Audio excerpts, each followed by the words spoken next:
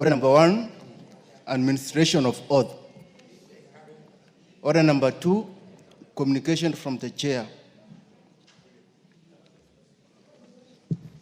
Members, take your seats.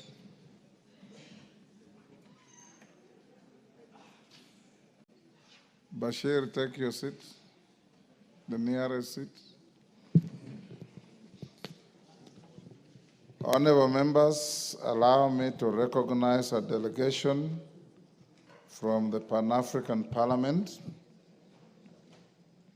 I'm pleased to introduce to you a delegation comprising members of the Committee on Rural Economy, Agriculture, Environment, and Natural Resources of the Pan-African Parliament, PAP, who are seated in the Speaker's row. They are: 1, Honorable Sakata Gari, MP, Committee Chairperson from DR Congo. 2, Honorable Juliet Achayo Lodou, MP, Member, Uganda. 3, Honorable Menyani Zulu, MP, Member, Zambia. 4, Honorable Awatef Cheniti, MP, Member from Tunisia. We also have our own member from this House, the Honorable Esther Mudhoni Passaris, the member for Nairobi City County, who is a member of that committee. Honorable members, the delegation is in the country to attend a technical consultation workshop on the model law on soil management in Africa, and is accompanied by 4 officers from the Pan-African Parliament. Honorable members, on my behalf, and indeed on behalf of the whole House, I welcome the delegation to the National Assembly and wish them fruitful engagements during their stay in the country. Thank you. Esther? Thank you, Honorable Speaker, for giving me this opportunity. I'm actually very proud to be a Kenyan Member of Parliament together with Honorable Majimbo Kalasinga and Rahab Mukami to serve in the Pan-African Parliament together with Senator Mungatana and Professor Kamar from the Senate. It's an honor to represent Kenya at the Pan-African Parliament. I am a member of the Committee on Rural Economy, Agriculture, Environment, and Natural Resources. And I'm very grateful to the Chair and the Pan-African Parliament for agreeing to host the committee consultation on the model law on soil in Nairobi, Kenya. So we welcome them all. And the model law on soil management for Africa is very important, and we've got very, very many experts who are going to be making presentations. We're hosting the consultation at the Pride in Azure, so it would be nice if members could pop in, especially those in the Agriculture Committee. Soil. What is the importance of managing our soil? Is the fact that soil has been contaminated over the years. We have put a lot of things on the soil that have actually harmed the soil, and they're not giving us the nutritional benefit that we have.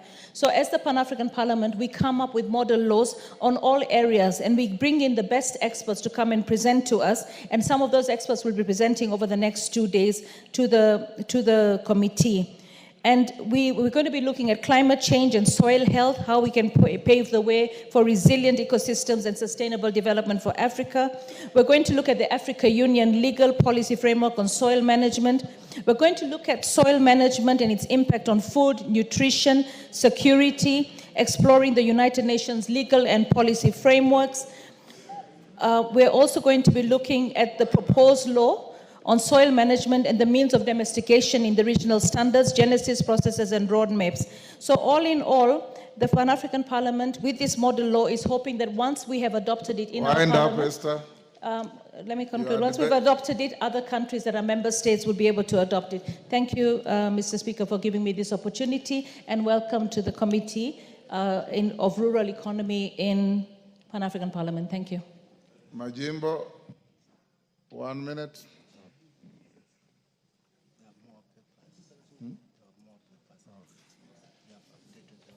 Thank you very much, Mr. Speaker. Precisely to be 1 minute.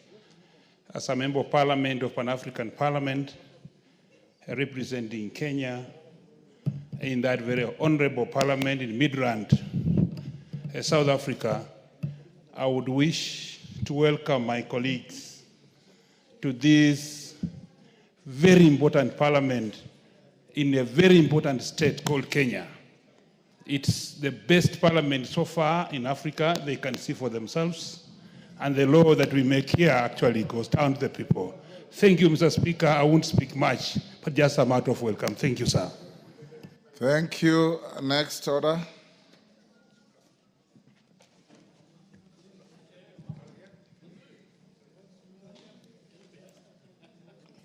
Order number 3, messages.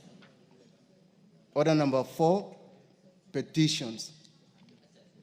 Order number 5, papers. Majority Leader.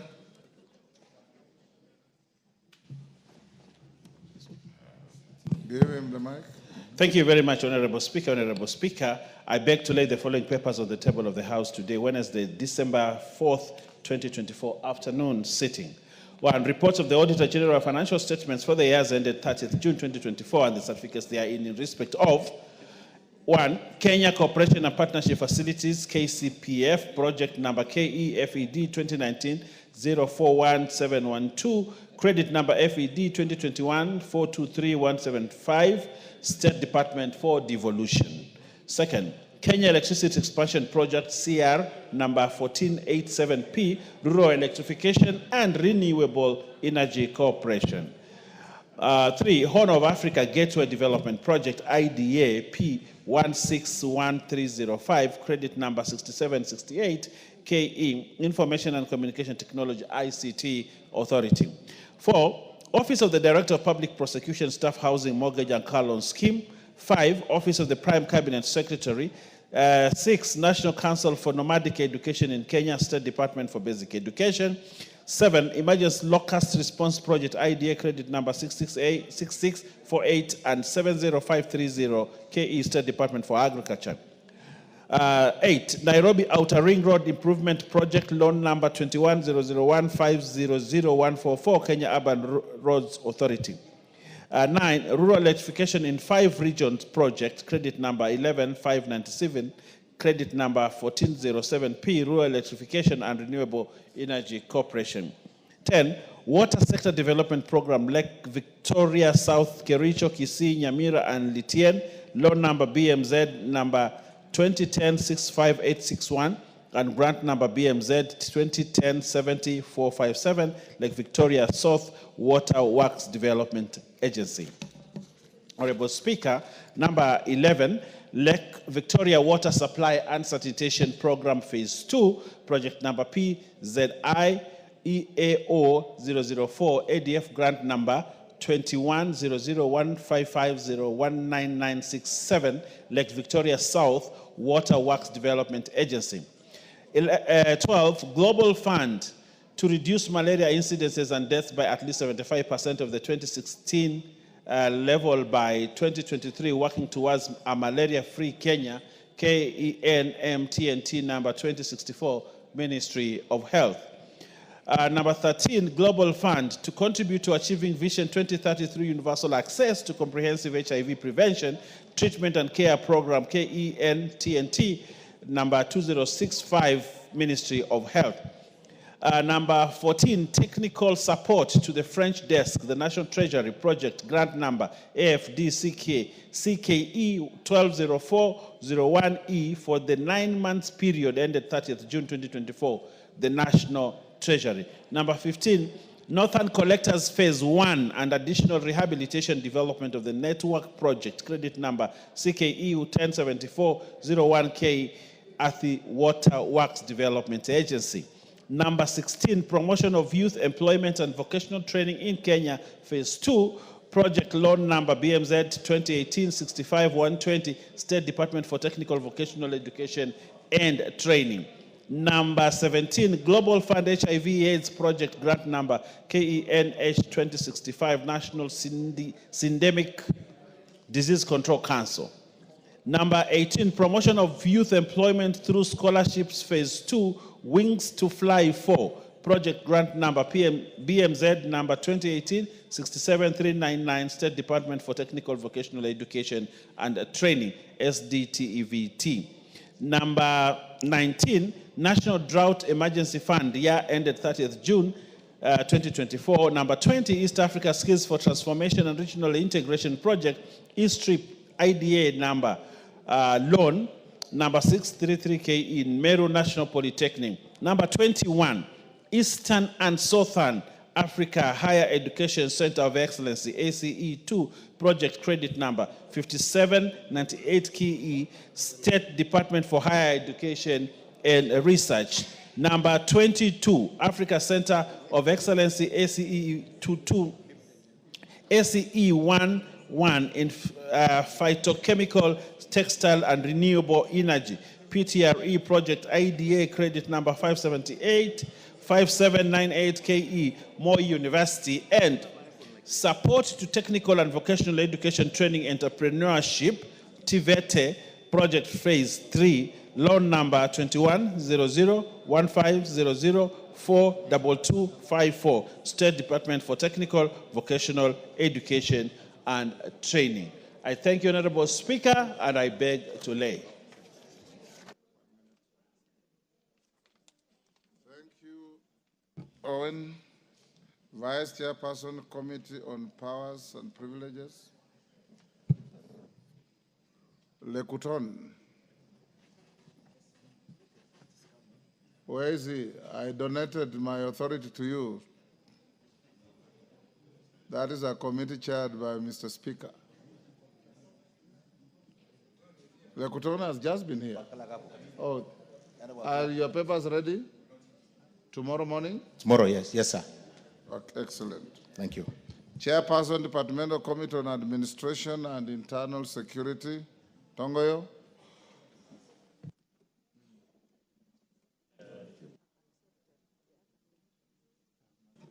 Honorable Speaker, I beg to lay the following paper on the table of the House today, Wednesday, 4th December 2024.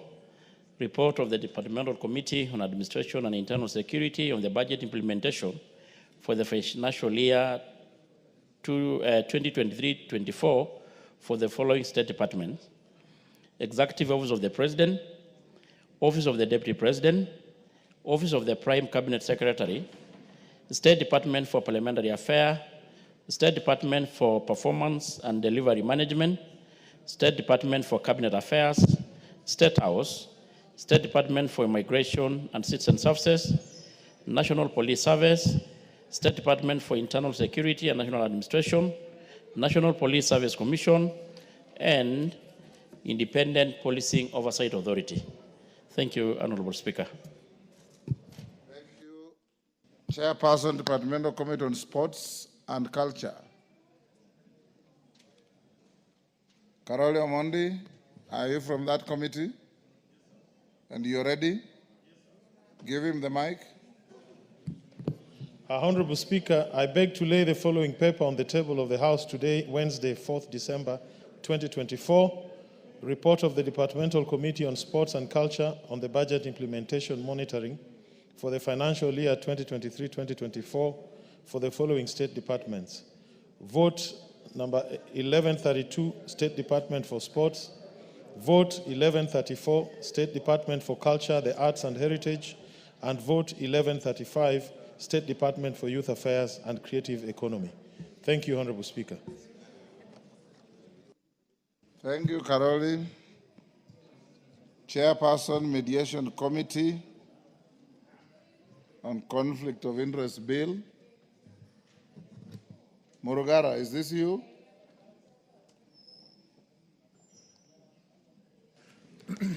Thank you, Mr. Speaker. Mr. Speaker, I beg to lay the following paper on the table of the House today, Wednesday, 4th December 2024. Report of the Mediation Committee on the Conflict of Interest Bill, National Assembly Bill number 12 of 2023. I beg to lay. Thank you. Next order. Order number 6, notices of motion. Chairperson, Departmental Committee on Administration and Internal Security. Tongoyo. Honorable Speaker, I beg to give the notice of the following motion, that this House adopt the report of the Departmental Committee on Administration and Internal Security on budget implementation for the financial year 2023-24 for the following state departments laid on the table of the House on Wednesday, 4th, 2024 December. Executive Office of the President, Office of the Deputy President, Office of the Prime Cabinet, State Department for Parliamentary Affairs, State Department for Performance and Delivery Management, State Department for Cabinet Affairs, the State House, State Department for Migration and Citizen Services, the National Police Service, State Department for Internal Security and National Administration, National Police Service Commission, and Independent Policing Oversight Authority. Thank you, Honorable Speaker. Thank you, Chairman. Carole Mondi. Chairperson, Departmental Committee on Sports and Culture. Honorable Speaker, I beg to give notice of the following motion, that this House adopts the report of the Departmental Committee on Sports and Culture on budget implementation monitoring for financial year 2023-2024 for the following state departments laid on the table of the House on Wednesday, 4th December 2024. Vote number 1132, State Department for Sports. Vote number 1134, State Department for Culture, the Arts and Heritage. And vote 1135, State Department for Youth Affairs and Creative Economy. Thank you, Honorable Speaker. Thank you, Murugara. Chairperson, Mediation Committee on Conflict of Interest Bill. Thank you. Thank you, Honorable Speaker.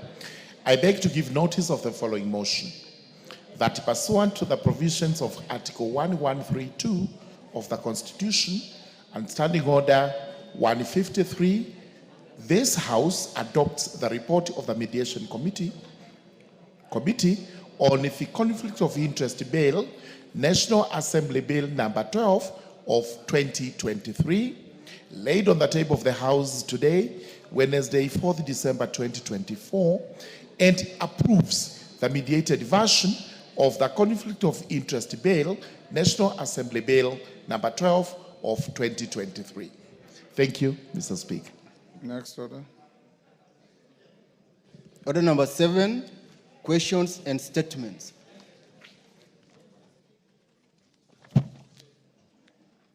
Major Retired Bashir Abdullahi. Thank you, Honorable Speaker. This is a general statement regarding the 4th Pastoralist Leadership Summit to be held in Wajir County. Honorable Speaker, pursuant to Standing Order 43.1, I rise to make a statement regarding the upcoming Pastoral Leadership Summit scheduled to be held from the 8th to 10th December 2024 in Wajir County. Honorable Speaker, the Pastoralist Parliamentary Group is the largest parliamentary caucus and comprises all members of parliament from the pastoralist counties with the objective of mainstreaming the pastoralist agenda in the national policy and policy discourse. Since its inception in 2013, the Pastoral Leadership Summit has served as a unique forum that brings together political leaders at both the national and county levels. It provides a platform for dialogue on the key issues affecting the pastoralist communities, fosters national policy consensus, and seeks opportunities to align national and county policies with the aspirations of the pastoralist areas. Honorable Speaker, the Pastoralist Parliamentary Group has organized its 4th Pastoralist Leadership Summit to be held from the 8th to 10th December 2024 at the venue of Wajir Girls Secondary School in Wajir Town, Wajir County, under the theme, Unlocking Policy and Financing Bottlenecks in the Pastoralist Counties in Kenya.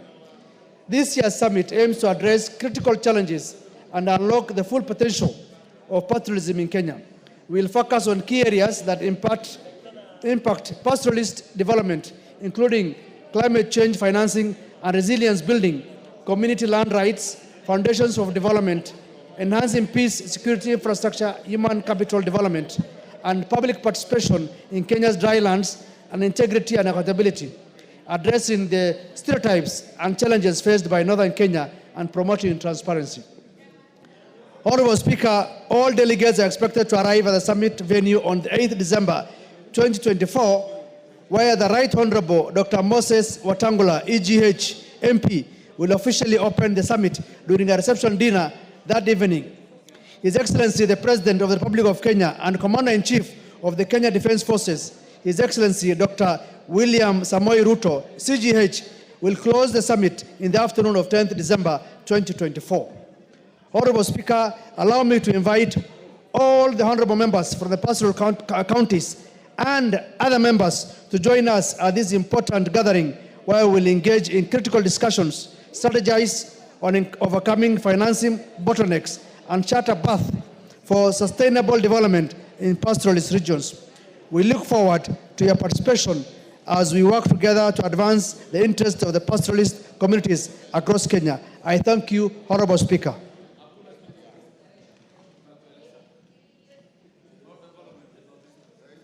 Bashir. Thank you, Bashir. I'll for sure be there with you. Yes, Russell? On the same issue? Yes. Okay, go ahead.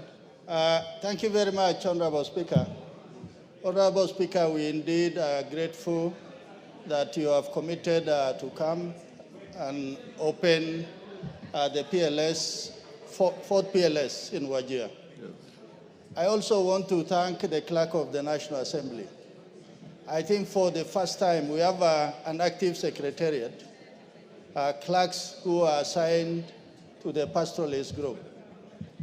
Mr. Speaker, although the pastoralist group is the major caucus in this House, I think it has not had serious traction in terms of articulating the issues affecting the pastoral people of this republic.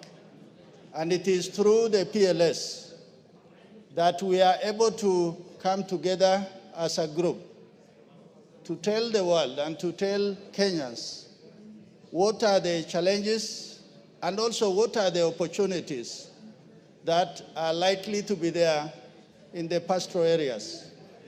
The issue of climate change, particularly in terms of drought, floods, are those issues that really affect the pastoralist group.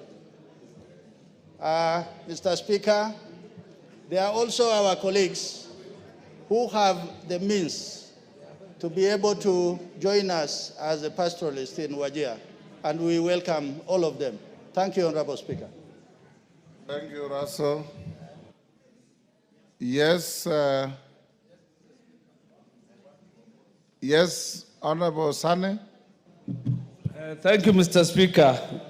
The invite by Honorable Bashir, Major Bashir, to you and His Excellency the President, on behalf of the pastoralist community is welcome. But as a frontier and a bigger swath of this nation, we'll be eager to listen to you in as far as development is concerned. That's an area that has suffered historical marginalization. And as you come... Order, you are anticipating debate. You are out of order. Yes, Daoud. You can't welcome us on conditions. Thank you, Mr. Speaker. I want to join both the chairman and the patron of the Pastoralist Parliamentary Group in welcoming members of this August House to Wajir. I am doing so as a member of Parliament who is going to host all of you when you come there. So I will be there, Mr. Speaker, to welcome you to my constituency, and I am looking forward to seeing you and all the members of this House. Thank you very much. Thank you. Yusuf.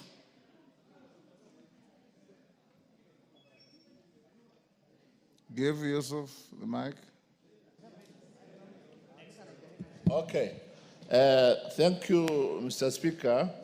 I also join the rest to invite you and His Excellency the President to the Pastoralist Leadership Summit.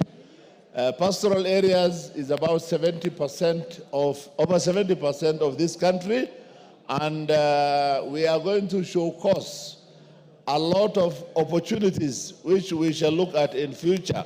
Thank you so much. Welcome, and I'm sure you will wish to go back again and again. Thank you so much. Thank you. Next statement. Fatuma Zainab. I received a letter nominating Mayaka to make the request on her behalf. Thank you, Honorable Speaker. Honorable Speaker, I wish to request for a statement regarding protection of underage children from exposure to illicit activities. Honorable Speaker. Mayaka, say you wish on behalf of, that's not your statement. Sorry. You are a proxy. Sorry. Yes. I apologize. Go ahead now. Thank you, Honorable Speaker. Honorable Speaker, I wish on behalf of the Honorable Fatuma Zainabu to request for a statement regarding protection of underage children from exposure to illicit activities. Honorable Speaker, pursuant to the provisions of Standing Order 44.2c, I rise to request for a statement on behalf of Honorable Fatuma from the Chairperson of the Departmental Committee on Administration and National Security regarding protection of underage children from exposure to illicit activities. Honorable Speaker, children being the heritage of our nation ought to be protected from exposure to activities that may ruin their future. Indeed, Article 53 of the Constitution places a civic duty on all of us to, among others, protect children from abuse, neglect, harmful cultural practice, all forms of violence, inhuman treatment and punishment, and hazardous exploitative labor. Unfortunately, there have been incidences of unscrupulous entertainment facilities, such as bars and casinos, admitting children and exposing them to adult activities. Further, some children are either lured into non-hotel accommodation facilities, particularly those operated via online platforms such as Airbnbs, or they reserve rooms in person disguised as adults and then indulge in illicit activities such as orgies, alcoholism, and drug abuse. Honorable Speaker, considering that children are on a long school holiday until January 2025, they face high vulnerability and susceptibility to indulge in illicit activities, which have far-reaching effects. Of concern is the likely rise in school dropout rates in January 2025, resulting from pregnancies, drug addiction, general deviance, and premature deaths from violent parties or femicides. This necessitates stricter enforcement of regulatory measures, restricting admission of children to entertainment joints, and accommodating facilities and surveillance on compliance. Honorable Speaker, it is against this background that the Honorable Fatuma Zainab seeks a statement from the Chairperson of the Departmental Committee on Administration and National Security on the following. Number one, the measures that the security agencies have put in place to ensure strict enforcement of laws and regulations on admission to the entertainment and accommodation facilities, including the action plan for impromptu spot checks to ensure compliance by owners. Number two, the measures put in place by privately owned online accommodation facilities operated through platforms like Airbnb to verify the age of guests and bar underage guests. And number three, the regular framework for owners of online accommodation facilities to ensure decency and forestall illicit activities such as orgies, alcoholism, and drug abuse in their facilities. On behalf of Honorable Fatuma, I thank you. Thank you, Irene Mayaka. Well done. Next, Timothy Toroitich. Timothy Toroitich is in the house. Give him the mic. Thank you, Honorable Speaker. Honorable Speaker, I rise to request for a statement regarding approval of increase in water tariffs by the Water Services Regulatory Board.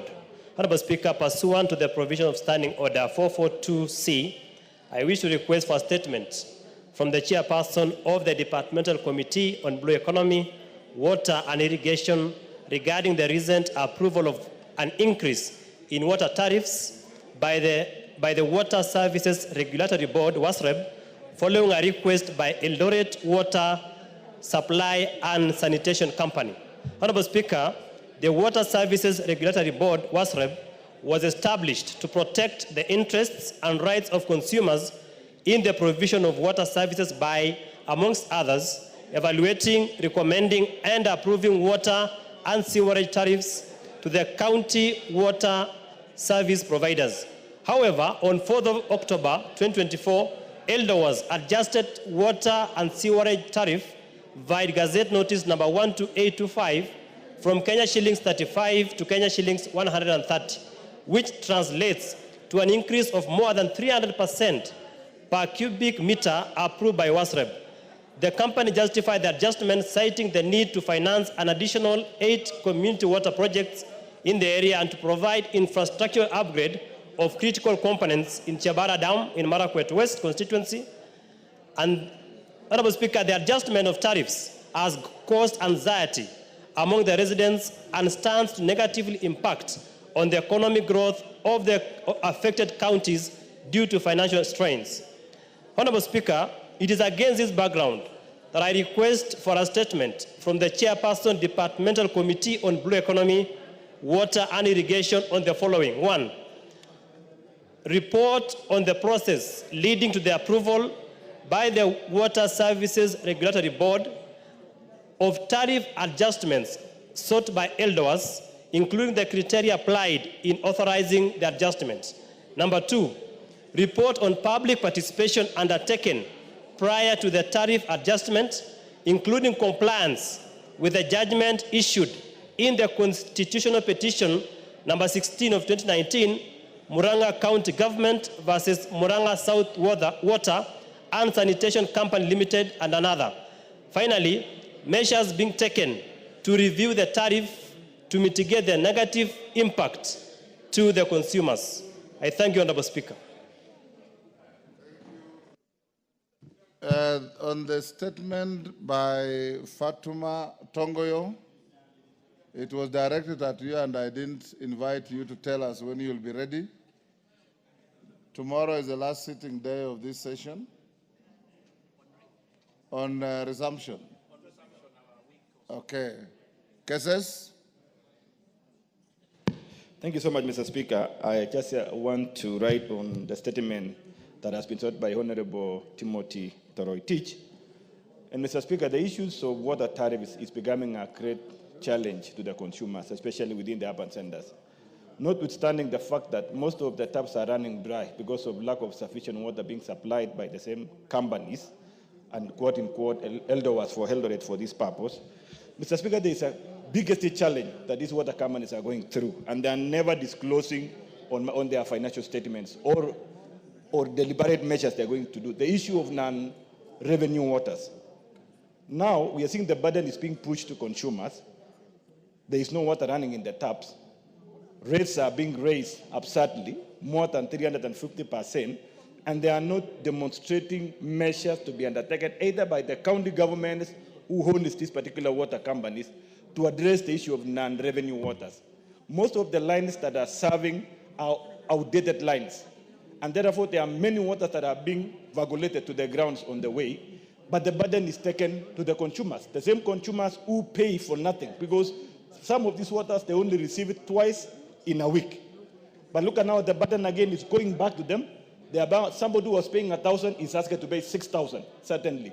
It is purely punitive, and Mr. Speaker, I would seek that the ministry concerned, through the WASREP, they need to implore on county governments and these water companies to commence a program on renewing their water lines and saving on non-revenue waters. And lastly, Mr. Speaker, Kipkaren Water Project, which started more than 6 years or 8 years ago, as told, ministry should commence ensuring that that project completes its work so that it offloads the burden of only relying on the new sources of Jebara and Algarini Dam and ensure water supply is sufficient in Eldoret and reduce the burden for the consumers. Thank you so much, Mr. Speaker.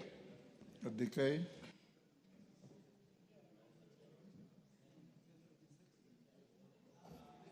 Okay, thank you, Mr. Speaker.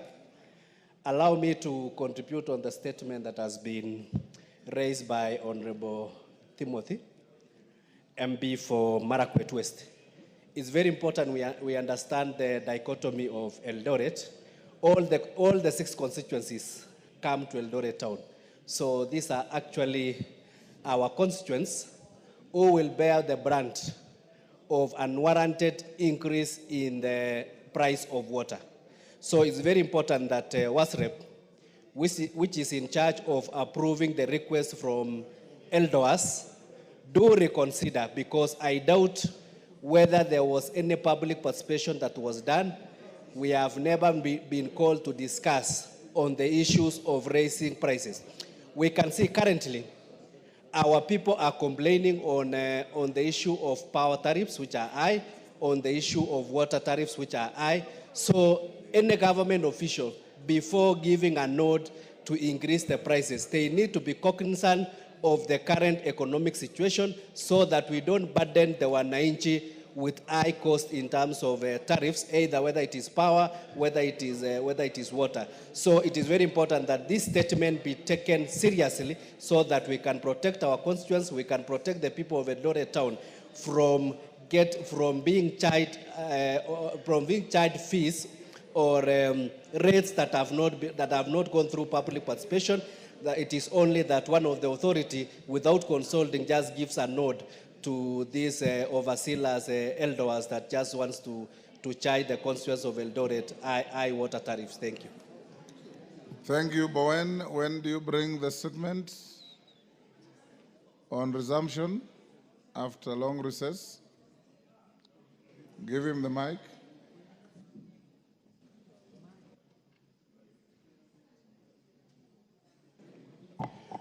Thank you, Mr. Speaker. Mr. Speaker, the issue of the tariffs, they raised by almost 350%.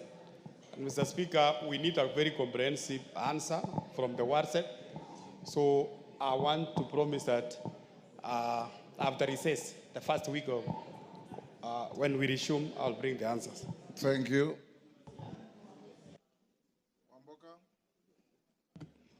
Wamboka, member for Bumola.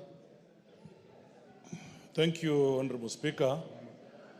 Honorable Speaker, I want to bring to the attention of the House that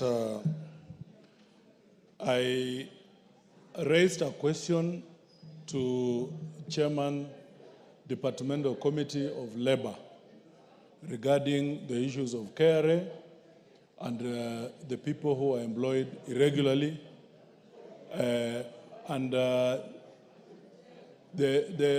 The chairman committed, Honorable Speaker, that he would give the statement before we go for the long recess. And I've looked through the order paper, I've not seen. Honorable Speaker, I request that I beg for you come in and ask the chairman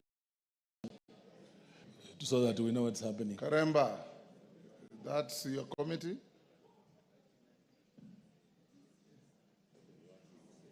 Next to you. Thank you, Honorable Speaker. I want to admit that the response to that statement has not yet been made available before my committee, and I will do a follow-up so that it is brought within the shortest time possible. The shortest time possible is tomorrow. Can you give a report tomorrow? Yes, I can give a report on the same tomorrow. Thank you. Tomorrow afternoon. Osoro? All the Osoro. Yes, DK, what is it? Give DK. Thank you, Honorable Speaker. On the same breath, I had asked a statement to chair education on the issues that were going on in University of Nairobi. You had ordered vehemently that that statement be given on Tuesday. Yesterday I was here the whole day. I didn't hear about it, and today I can't trace the chair. Maybe we need to find out where that statement is. Thank you. Didn't I see some news that the committee is investigating the matter or something? Anyway, if Meli comes, we'll ask him. If he doesn't, we revisit it tomorrow. You can raise it tomorrow morning. Osoro? Thank you very much, Honorable Speaker. Honorable Speaker, I also want to bring to the attention of this House and perhaps deliberate on the incidences, or rather something that has happened within this week, Honorable Speaker, where the Ministry of Education has issued a directive of closure of 348 boarding primary schools, Honorable Speaker.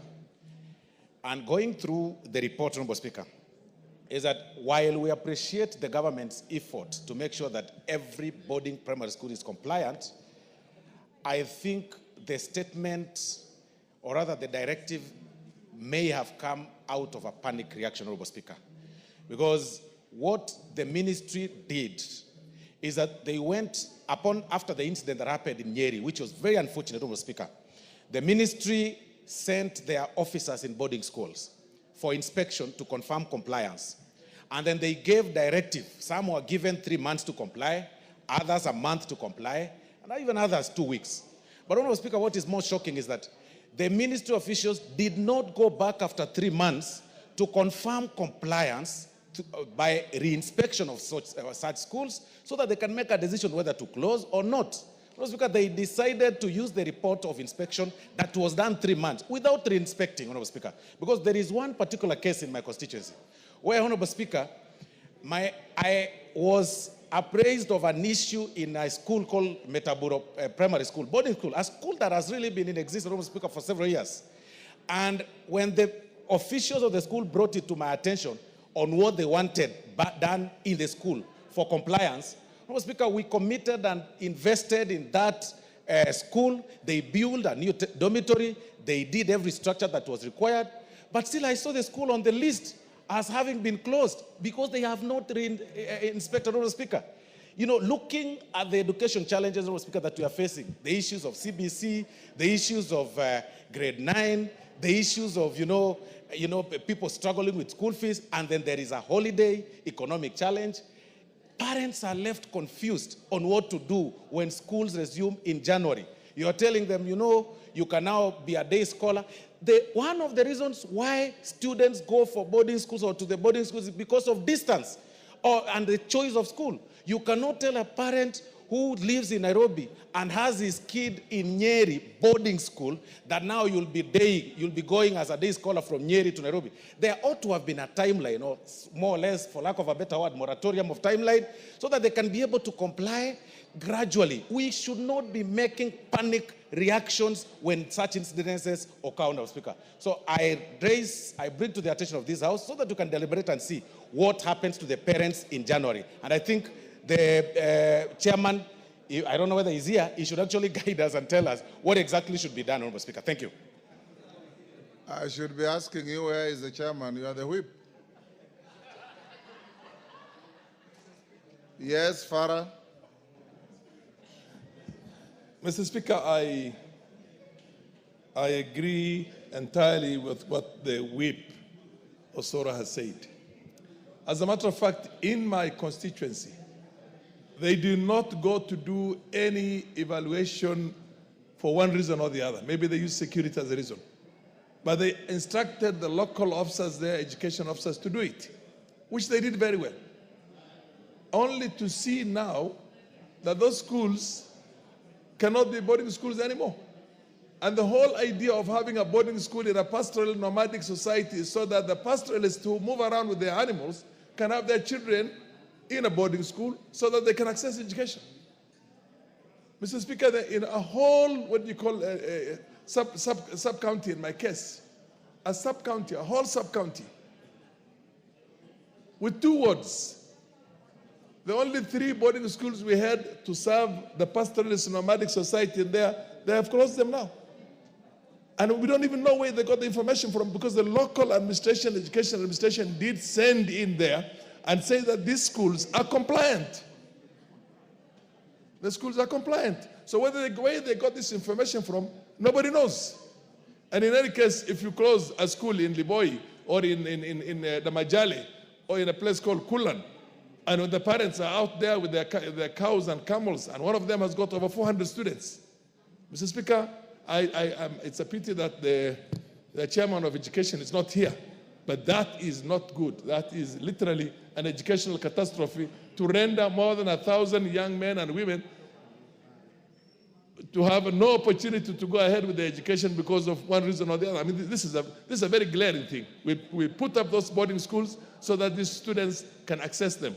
So this has got to be reversed. How they're going to reverse it, I don't know. But at least in the case of those nomadic pastoralist communities where they did not even go, and the ones that you have complied with, like Osoro is talking about his own school, they must reverse it immediately and restate them as boarding schools, because that is the only way our children can access education. Ngong Johanna Ngeno. Give him the mic. Thank you, Mr. Speaker. Much as we might have issues, Mr. Speaker, with most of the departments in the Ministry of Education who are doing these assessments, Mr. Speaker, I think also it is time they put serious attention to not only even the schools that have issues or boarding schools that may have some particular issues which can lead to problems to the students and the people who are studying there, but they must also consider seriously matters of schools. I mean, because, Mr. Speaker, there was a time when these people would create ways of approving schools to be registered based on kilometers, number of kilometers, or number of... I think, Mr. Speaker, there has to be a very good standard of doing assessment so that we do not close schools which may be because of the substandard dormitories or substandard classrooms, and yet, Mr. Speaker, the needs of the people who are in that particular area need schools, need classrooms, need dormitories. So, Mr. Speaker, I think the Ministry of Education must have a very serious assessment body. I know they normally have what we call the CASO or something of that sort, Mr. Speaker, and I think that body has to be renewed so that it can be looking at very serious matters that make education very good. Thank you, Mr. Speaker. Ole Sunguli. Or who is that? Not Ole Sunguli? No, it's not you, Sunguli. It is Makali Mulu. Yeah, thank you, Honorable Speaker. Honorable Speaker, this outcry is real, and more so for public schools. And I think what is very critical was the timing. I think the timing was wrong, Honorable Speaker, because most of these public schools are being supported by NGCDF. And even when we look at the budgeting cycle, there is no way 3 months ago and today, anybody would have factored that expenditure into the budget. So how I wish that this could be suspended up to the next budget cycle, Honorable Speaker, and most of public schools. Why am I saying this, Honorable Speaker? I have one school in my constituency which has been affected. And the challenge is the school has already pupils in class, and now they are being told that January they can't report. And I think it's Honorable Farah who has said some of them have to travel a long distance to reach the schools. So I think it is really, we want to appeal to the ministry to suspend this decision for some time so that we can even factor the expenditure into the budgets so that we improve the situation. Thank you, Honorable Speaker. Yes, on the same issue, something else, then hold your horses. Rindikiri, on the same issue, go ahead. To thank you, Mr. Speaker. I think this issue of standards among our education institution more so on the boarding primary and secondary schools, Mr. Speaker. One of the problems that I have come across is lack of clear, uniform standard of qualifying on the basic or the minimum requirement that the ministry was looking for to allow operating a boarding school. Mr. Speaker, first, I have been waiting for the quality assurance officers to come and do evaluation on all boarding schools in my constituency body. Up to now, Mr. Speaker, they haven't come. One reason as to why these people haven't come, Mr. Speaker, is because they have not been facilitated by the ministry to do so. Meaning, therefore, Mr. Speaker, the directive that was given to evaluate all the schools is not going to be done. One, because there's no uniformity. Two, they lack mobility power. There's no transportation given for these officers. So, Mr. Speaker, in as much as we are saying we are giving directives, I don't see the implementation of the same because of those reasons. Number two, lack of proper qualified personnel, Mr. Speaker. In many constituencies, thank you, we lack quality assurance officers, Mr. Speaker. They are using ministry officials from the Ministry of Health, meaning there is a deficiency of the people who are qualified to give what they mean by standards that they need to implement. So I thank you, Mr. Speaker, but sometimes the government issues a directive which will not be implemented anyway, because they are not facilitating these people to move. Thank you. Majority Leader, that issue raised by your whip is very important. Advise the Chair Education that tomorrow afternoon he should bring a statement to assure the country, one, the cogent reasons for closing such many schools, and what measures are they putting in place to mitigate the inconvenience loss that may be suffered by both the schools, the parents, and the students. So tomorrow afternoon, inform Melly to give us even a preliminary statement to assure the parents and teachers and the country on the issue. Next order. Shimba, hold on. Changamwe, member. Thank you, Mr. Speaker. I rise to plead with this House, Mr. Speaker, especially the chairman of Labour who has just left, if perhaps you could be recalled, because sometimes in February, I raised the matter of the EPZ, that is Ashton and Mombasa Apparel. These two companies had actually changed names, Mr. Speaker, and they wanted to have the workers to remain in the company and, of course, to forgo all the years that they have actually worked. I thank God, through the intervention of this House, Mr. Speaker, we managed to have the employer pay them their dues. However, because this matter was actually made possible by the union, the employer started... Honorable Shimba. Yes, please. You requested for a statement. Yes, please. I did request for a statement. And it's supposed to be responded to? To be by the Labour chairman. So don't repeat what you asked in the statement. I'll direct that the Chair Labour gives you a response tomorrow morning. Mr. Chairman. Because what you are saying is what you already said. Exactly. Yes. Thank you. Thank you. Thank you. Honorable members, allow me to recognize staff from Parliament, Parliamentary Relations and Protocol Department of the Parliament of Ghana, which is in the Speaker's gallery. There are 6 members of staff from the Parliamentary Relations and Protocol Department of the Parliament of Ghana. I join the House in welcoming them to the Parliament of Kenya. The second is staff from the Parliament of Namibia. I wish to introduce to you 6 staff from the Parliament of Namibia seated in the Speaker's gallery. On my behalf and on your behalf, I welcome them to our distinguished Parliament. Next order. Order number 8, procedural motion. Exemption of business from the provisions of Standing Order 141-2. Majority Leader. Thank you, Honorable Speaker. I beg to move that, noting that this House will be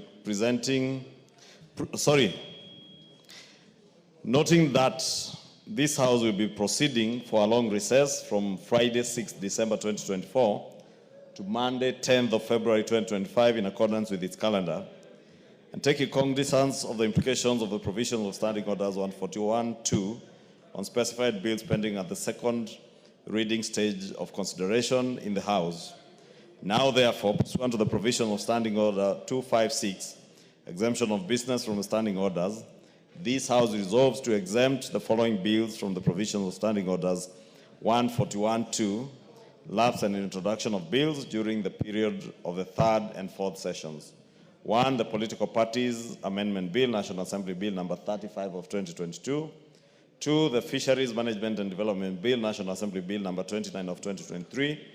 3, the Meteorology Bill, National Assembly Bill number 37 of 2023. 4, the Universities Amendment Bill of 2023, National Assembly Bill number 38 of 2023. 5, the Preservation of Public Security Amendment Bill, National Assembly Bill number 48 of 2023. 6, the Appellate Jurisdiction Amendment Bill, National Assembly Bill number 49 of 2023. 7, the Penal Code Amendment Bill, National Assembly Bill number 55 of 2023.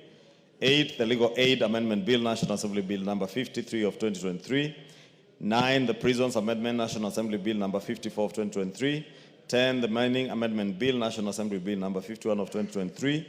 11, the Cancer Prevention and Control Amendment Bill, National Assembly Bill number 19 of 2023. 12, the Kenya Roads Amendment Bill, National Assembly Bill number 34 of 2023. 13, the National Transport and Safety Authority Amendment Bill, National Assembly Bill number 36 of 2023. 14, the Anti-Corruption and Economic Crimes Amendment number 2 Bill, National Assembly Bill number 40 of 2023. 15, the Gold Processing Bill, National Assembly Bill number 46 of 2023. 16, the Basic Education Amendment Bill, National Assembly Bill number 59 of 2023. 17, the Employment Amendment Bill, National Assembly Bill number 62 of 2023. 18, the Universities Amendment number 3 Bill, National Assembly Bill number 64 of 2023. And lastly, 19, the Institute of Social Work Professionals Bill, National Assembly Bill number 17 of 2023. Honorable Speaker, as I mentioned, this is a procedural motion to exempt all the 19 bills from lapsing at the end of this session. And as members will notice, many of these bills that are sponsored by private members, including the bill sponsored by the Honorable Shinali, the member for Ikolomani in Kakamega County on gold processing. And therefore, Honorable Speaker, I beg to move and request the sponsor of that gold processing bill, which is among the bills being saved from lapsing, to second the motion in agreement. I beg to move and request Honorable Shinali to second. Honorable Shinali.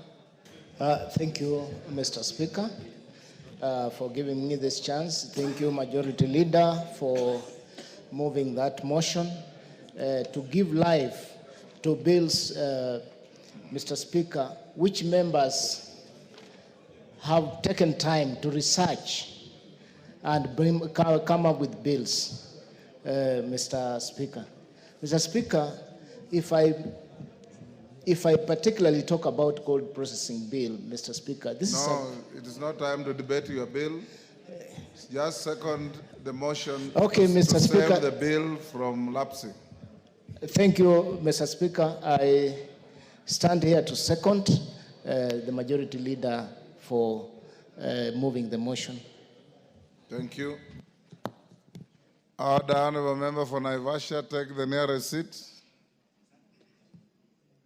Thank you. Honourable Members, order. Order.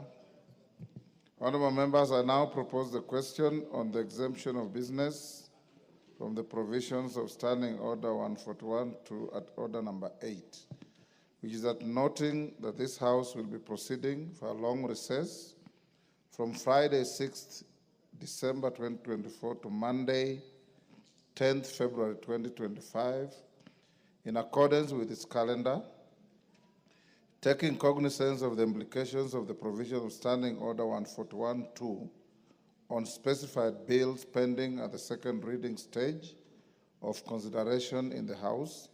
Now, therefore, pursuant to the provision of Standing Order 256, exemption of business from the standing orders, this House resolves to exempt the following bills from the provisions of Standing Order 141-2, lapse and reintroduction of bills, during the period of the third and the fourth sessions.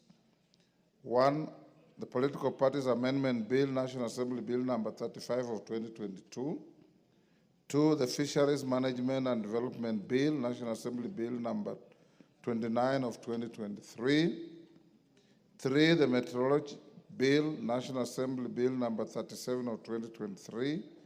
4. The Universities Amendment Bill, 2023, National Assembly Bill number 38 of 2023.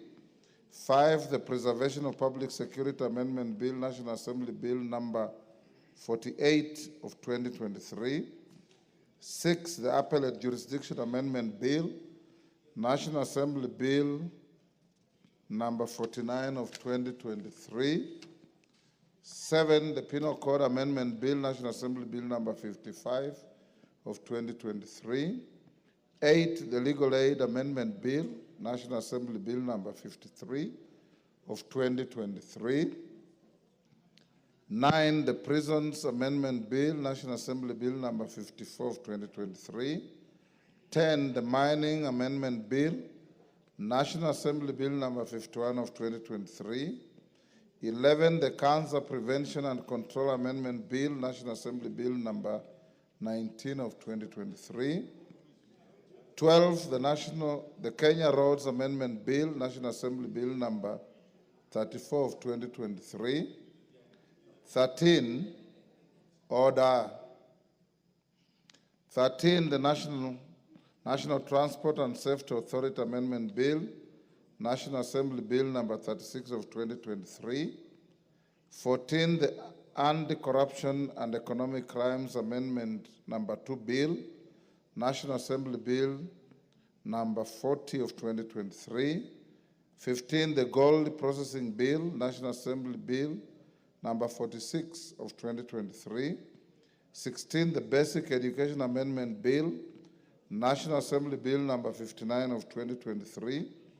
17. The Employment Amendment Bill, National Assembly Bill number 62 of 2023. 18. The Universities Amendment number 3 Bill, National Assembly Bill number 64 of 2023. And 19.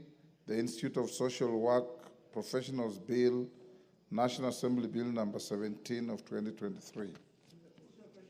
We put the question. Honorable members, I now put the question. Order, Honorable Kajwang. At order number 8, that noting that this House will be proceeding for a long recess from Friday, 6th December 2024 to Monday, 10th February 2025, in accordance with its calendar, taking cognizance of the implications of the provision of Standing Order 141-2 on specified bills pending at the second reading stage of consideration in the House. Now, therefore, pursuant to the provision of Standing Order 256, exemption of business from the standing orders, this House resolves to exempt the following bills from the provision of Standing Order 141-2, lapse and reintroduction of bills during the period of the third and the fourth sessions. 1. Political Parties Amendment Bill, National Assembly Bill number 35 of 2022. 2. The Fisheries Amendment Management and Development Bill, National Assembly Bill number 29 of 2023. 3. The Meteorology Bill, National Assembly Bill number 37 of 2023. 4. The Universities Amendment Bill, 2023, National Assembly Bill number 38 of 2023. 5. The Preservation of Public Security Amendment Bill, National Assembly Bill number 48 of 2023. 6. The Appellate Jurisdiction Amendment Bill, National Assembly Bill number 49 of 2023. 7. The Penal Code Amendment Bill, National Assembly Bill number 55 of 2023. 8, the Legal Aid Amendment Bill, National Assembly Bill number 53 of 2023. 9, the Prisons Amendment Bill, National Assembly Bill number 54 of 2023. 10, the Mining Amendment Bill, National Assembly Bill number 51 of 2023. 11, the Cancer Prevention and Control Amendment Bill, National Assembly Bill number 19 of 2023. 12, the Kenya Roads Amendment Bill, National Assembly Bill number 34 of 2023. 13, the National Transport and Safety Authority Amendment Bill, National Assembly Bill number 36 of 2023. 14, the Anti-Corruption and Economic Crimes Amendment number 2 Bill, National Assembly Bill number 40 of 2023. 15, the Gold Processing Bill, National Assembly Bill number 46 of 2023. 16, the Basic Education Amendment Bill, National Assembly Bill number 59 of 2023. 17, the Employment Amendment Bill, National Assembly Bill number 62 of 2023. 18, the Universities Amendment number 3 Bill, National Assembly Bill number 64 of 2023. And 19, the Institute of Social Work Professionals Bill, National Assembly Bill number 17 of 2023. As members of that opinion say aye. Aye. Will those of the contrary opinion say nay? The ayes have it. Yes, Honorable Wangwe. Give him the mic. Thank you, Honorable Speaker. Honorable Speaker, I must appreciate the Majority Leader for having considered Standing Order 141 in extension of the bills. My concern, Honorable Speaker, is Standing Order 141 is silent on the reports. Particularly myself being the chairperson of PIC, I have 3 reports on the floor. May I maybe get some clarification on what happens to my reports once the House adjourns? Thank you, Honorable Speaker.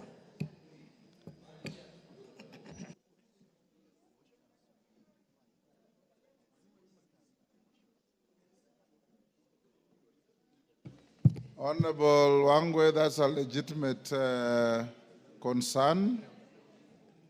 The motions that you gave notice to on the floor of the House will lapse.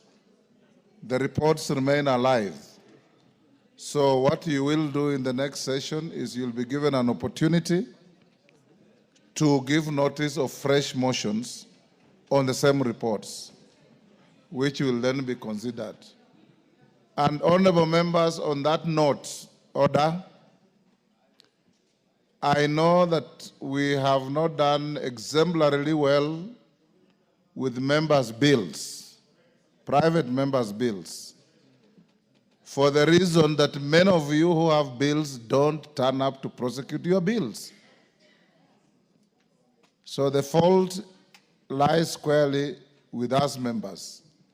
If you have a bill that has not been prosecuted, and we are ending the session tomorrow, and it's not among the 19, Otajeho, order. When a communication is being made to the House, you listen. If you have a bill, honorable members, that stands the risk of lapsing, and is not among the 19 that have been identified and brought for exemption by the Majority Leader, check with the table office and the clerk's office so that we can save your bill in a communication and a motion that the Majority Leader may be obligated to bring tomorrow. So that when we resume, you don't go through the process again of seeking the Speaker's approval, then coming for first reading, then going to House business before your bill finds its feet on the floor. So those with bills, do so. Those with motions, you take the cue from the advice I've given to the Honorable Wangwe. Thank you. Next. Yes, Carol Omondi. Thank you very much, Right Honorable Speaker. I think I brought up this issue a few weeks ago, I think the delay is more in the processing. I have 3 bills. They have to go through budget committee. Then they have to proceed to the departmental committees, and it's taking forever. Did I get the opportunity to appear 2 weeks ago before the budget committee, and then they are on 1 bill, and they've been there for what, 3-4 months? I think there's more issues at the back end of the office than when we publish the bills. That's where we really need help. Thank you, Honorable Speaker. And going forward, Karoli, when you realize your bill is being delayed inordinately, write to Mr. Speaker so that we can be able to track the bill and make the committees to fast-track the processing.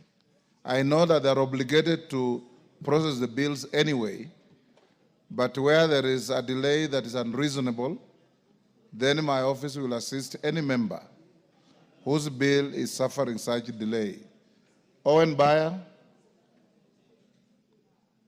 Give Owen Bayer the mic.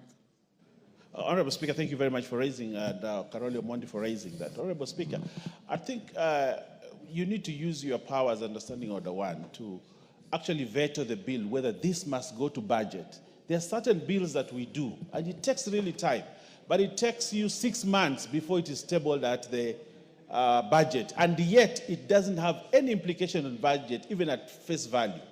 And I think we need to change that, because budget actually delays. I've had 3 of my bills lapse because I have to queue at budget, and budget are busy because during the budgeting period, they're very busy. They will not be able to process bills. But I think you need to look at your office and the officers we have to determine at that level whether this bill must go to budget or it doesn't have any budgetary implications until otherwise discovered probably in the process, so that we can fast-track bills. I have suffered, Honorable Speaker. I take time. You've seen very many of my communication on bills, but none of them makes it to the floor of the House just because the budget has not sat. They are too busy. And if you look at the queue, Honorable Speaker, they take 3 months to give you a report. 3 months to give you a report on an amendment of 4 or 5 lines. Honorable Speaker, I think you can determine that without having to take everything to budget. I think. Yes, Honorable Emase, he is not talking of the budget committee, he's talking of the budget office. I'm sure you are jumping up to defend the budget committee. It is not the budget committee he's referring to. Yeah, DK. I believe, Owen, you are talking of the budget office. Yes. DK. Give DK the mic. This mic, okay. Thank you, Honorable Speaker. Mine is a bit unique. I had an amendment on the CDF Act, and I appeared through the Budget Committee. I was advised that the matter was sub judice as a result of the ruling from the court.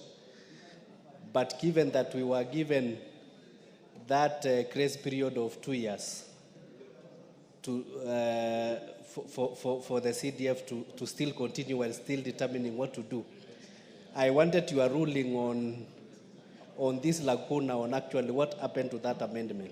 Should it be paused for 2 years, or should we proceed to amend? There is no lacuna, DK.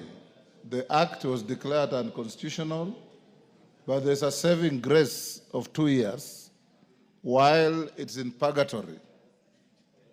Right? Ichungo and his team, and we're already working on it, the team of our legal caucus in the House, co-chaired by Honorable Chepkonga and Otienda Molo, with Osoro and group in the team, Kaluma, all the lawyers, are already working on a constitutional amendment and a possible redrafting of the bill.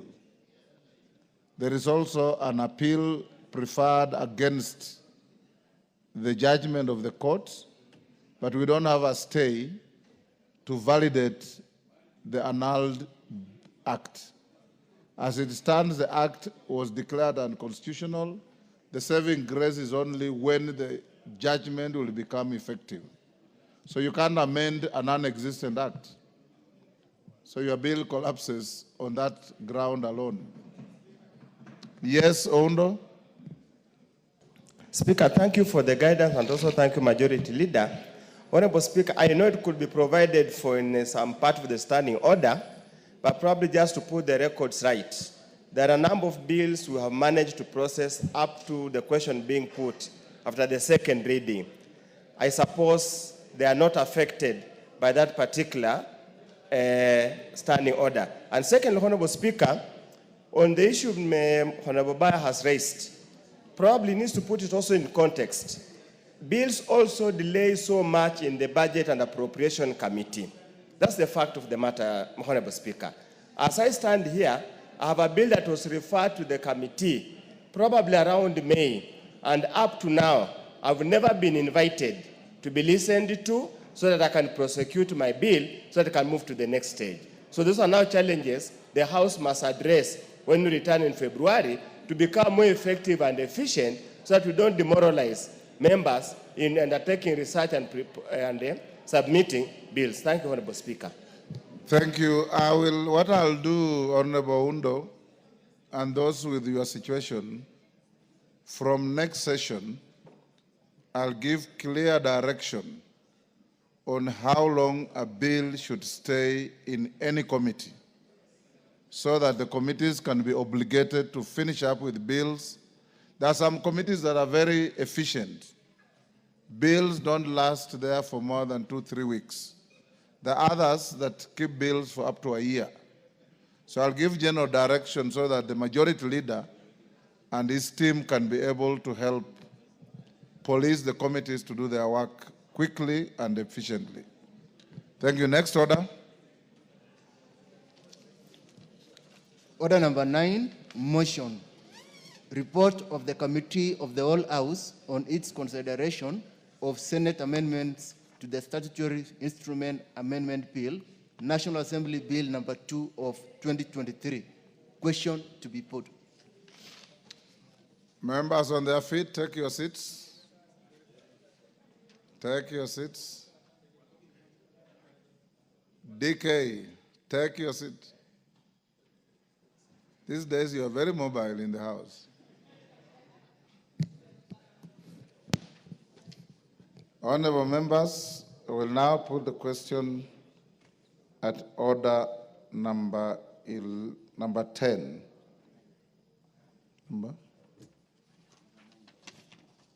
At order number 9, sorry.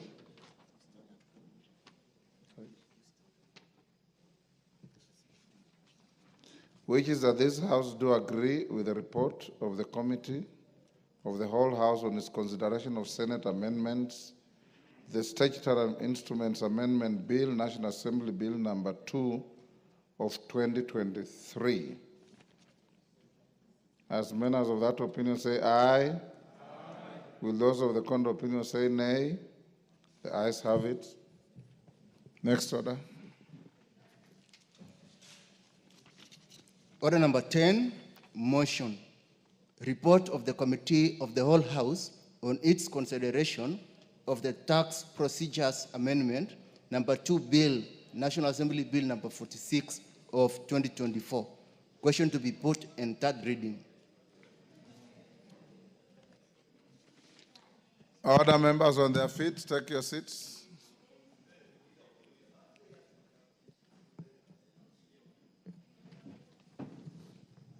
Honorable members, I now put the question at order number 10, which that this House do agree with the report of the Committee of the Whole House on its consideration of the Tax Procedures Amendment, number 2 Bill, National Assembly Bill number 46 of 2024.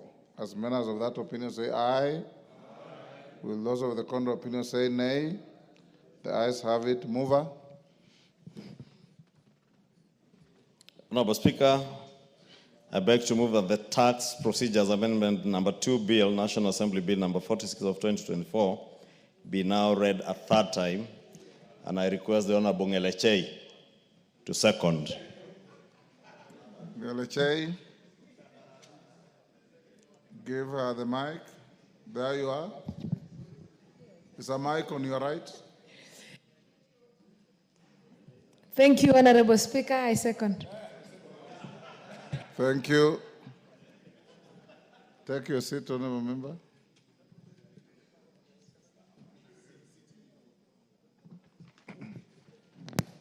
Honorable members, I now propose the question that the Tax Procedures Amendment Number 2 Bill, National Assembly Bill Number 46 of 2024, be now read a third time. I put the question, and I ascertain, honorable members, that we have quorum to cast this vote. I now put the question that the Tax Procedures Amendment Number 2 Bill, National Assembly Bill Number 46 of 2024, be now read a third time. As many as of that opinion say aye. Will those of the contrary opinion say nay? The ayes have it. A bill for an act of parliament to amend the Tax Procedures Act and for connected purposes. Next order. Order number 11, Committee of the Whole House. Honorable members, will you be upstanding?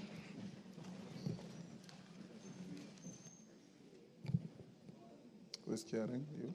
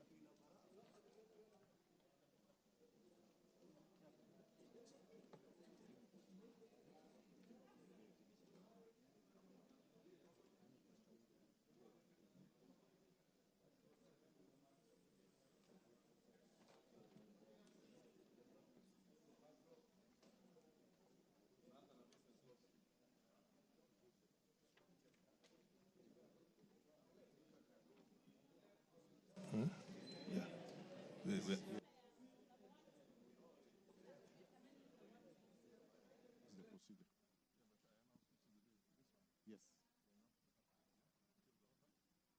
Laws Amendment Bill, National Assembly Bill number 49 of 2024.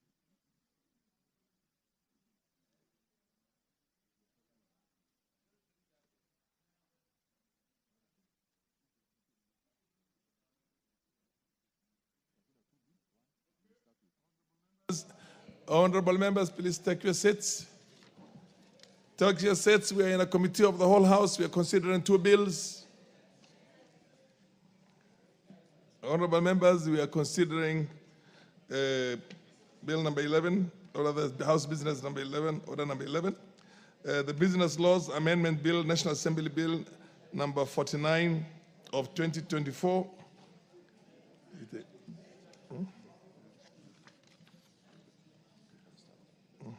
Clause 2. There's no amendments here. I propose the question that clause 2 be part of the bill. I put the question that clause 2 be part of the bill. As many of the opinions say aye. As many of the contrary opinions say nay. The ayes have it. Clause 3.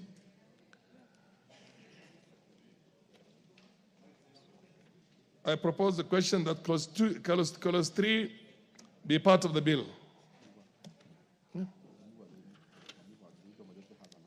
The leader of the majority has an amendment of clause 3. Proceed. Thank you, Chair. I beg to move that clause 3 be amended as stipulated on the order paper.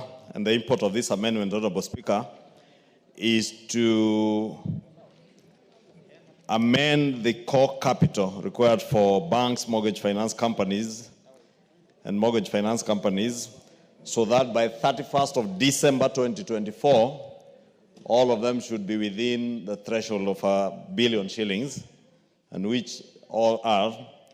Then by 31st of December 2026, they should have attained the core capital requirement of 5 billion shillings, and by 31st of December 2028 to attain the core capital threshold of 10 billion shillings. Honorable Speaker, this is just amending from what was there in the bill. The bill required that the banks should attain the core capital of 10 billion shillings by 31st of December 2027, which is just about 3 years, in 3 years' time. We are now extending that 10 billion shillings to 4 years, up from 3 years. And the bill had also required them to attain 6 billion in 2 years, and we have brought that down to 5 billion in 2 years. I beg to move. Honorable members, I propose a question that clause 3 be amended as proposed.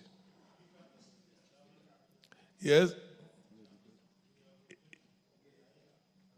The Honorable Carolio Mondi. We don't share that view. So may we be heard? Yes, proceed. Honorable Speaker, banks generally are not supposed to be uniform. By insisting on a uniform core capital base for all the banks, we are actually trying to interfere with how the market should work. Different banks serve different segments of the society. There could be a bank, if you go to South Africa, a bank that is dealing strictly with farmers on farm inputs. Why does it need the same capital base as Nedbank that deals with transnational investments? I think it is wrong. The central bank we should have different tiers of banks at different capitalization levels, dealing with different segments of society. If we insist that banks must have uniform capital, what in effect we will be doing is to create higher entry barriers for new business people who may wish to start banks, and also to create a small exclusive club of first-tier banks that may not necessarily be responsive to the needs of the rest of the market. And to make matters worse, the core capital is not the money that the banks use for their core business. Banking is based on leveraging of the core capital. It is based on insurance schemes. It is based on deposits. So to assume that the higher the capital base, the safer the bank will be, history does not tell us that. Lehman's Brothers collapsed. What's your point of order, Honorable Majority Leader? Chair, just to guide the member that we are in committee, we are not in second reading, but also he's misinforming the House. And he knows that even now, the core capital requirement for banks is standard. The Tier 1, Tier 2, Tier 3 has nothing to do with core capital, and the Honorable Carolio Mondi surely does know that. And it's also true that banks are stratified. That is why the law today allows you to have microfinance banks that are a lower category than the normal commercial banks.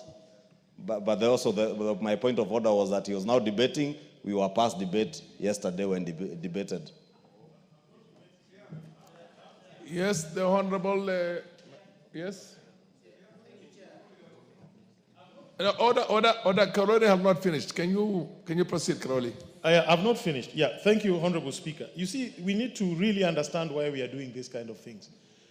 If you begin to categorize financial institutions as micro and the rest, you are basically excluding certain segments of society, because that categorization limits the quality and the extension of services that they can offer people. There is nothing wrong having a bank of 1 billion core capital, another one of 20 billion core capital, depending on the business they are doing.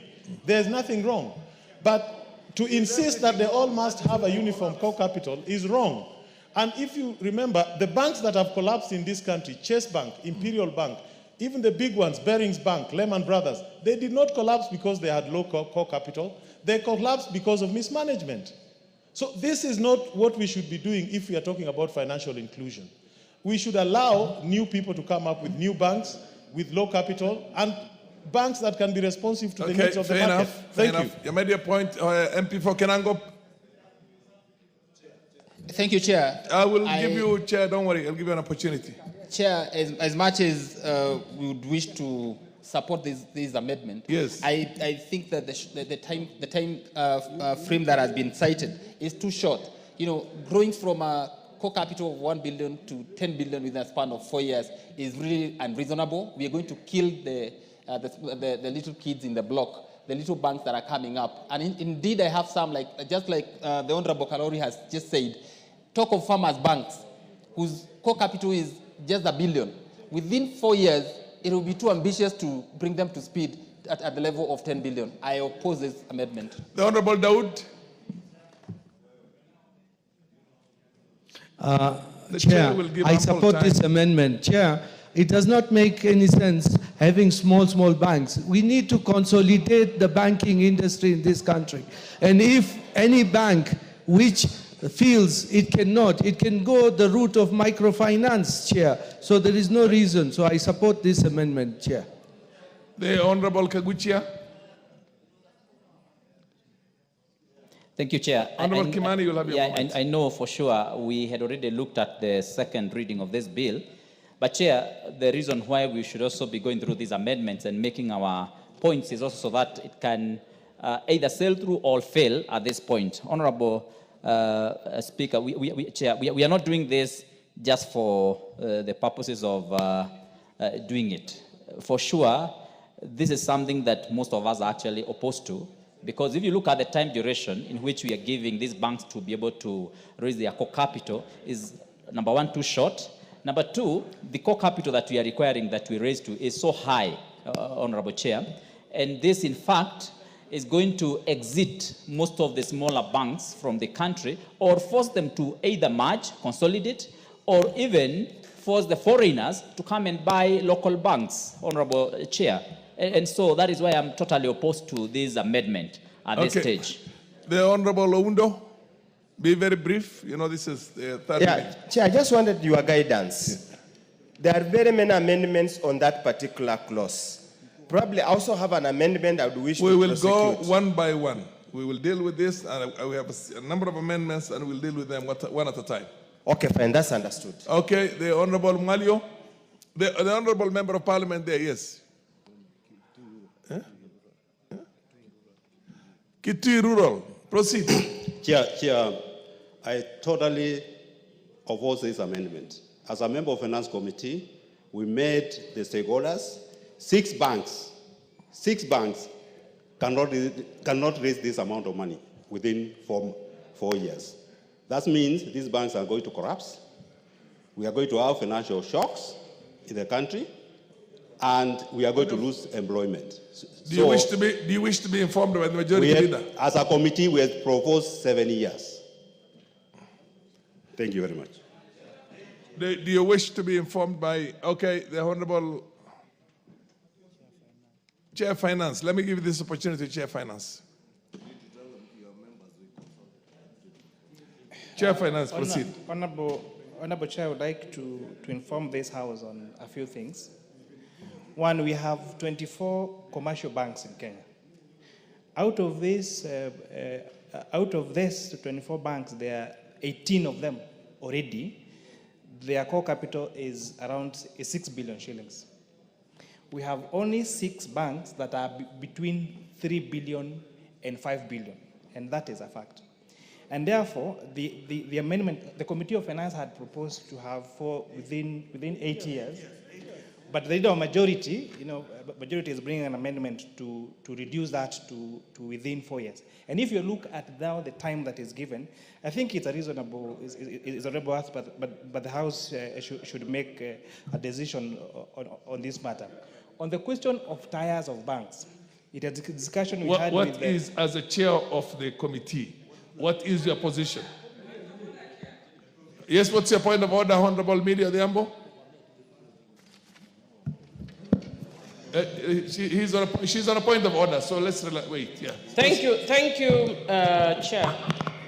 Chair, I'm requesting the Chairman of Finance to be seated. Chairman of Finance and Majority Leader, please be seated. Because it's on the floor, so the rules require that he sits. The Majority Leader can stand because it's not on the floor. Proceed. What's your point of order? Okay, you got your point of order. Thank you, Chair. Chair, my concern is that, and perhaps that is the reason that you see the Finance Chair and the Majority Leader are conversing.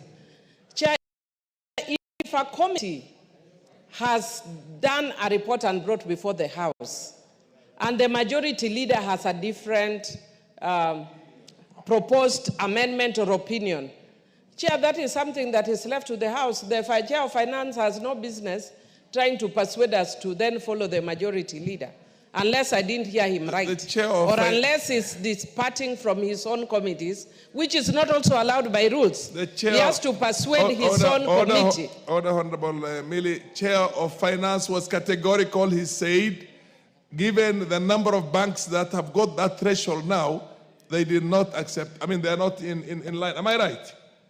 You are not in support of exactly what the majority is trying to do as an amendment.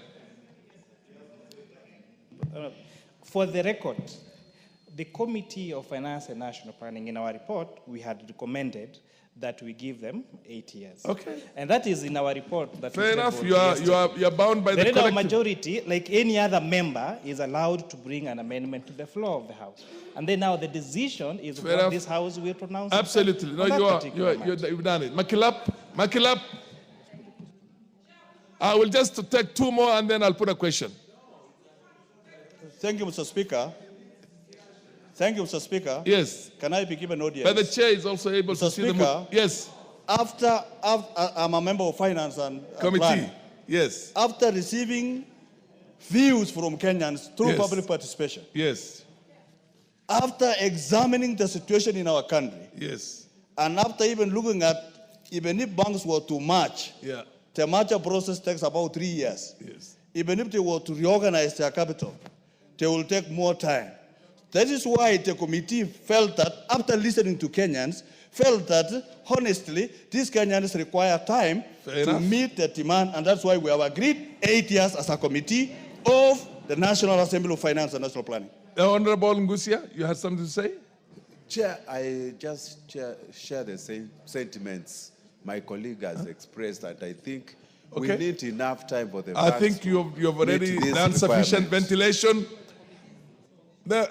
Just to be on the gender balanced, yes, and the Honorable Emase. Thank you, Speaker. Speaker, I do not agree with that amendment. Fair enough. It is not in the interest of this House to kill businesses and to It's you destroy to decide the few to- existing jobs, Yes, Honorable yes. Speaker. Okay.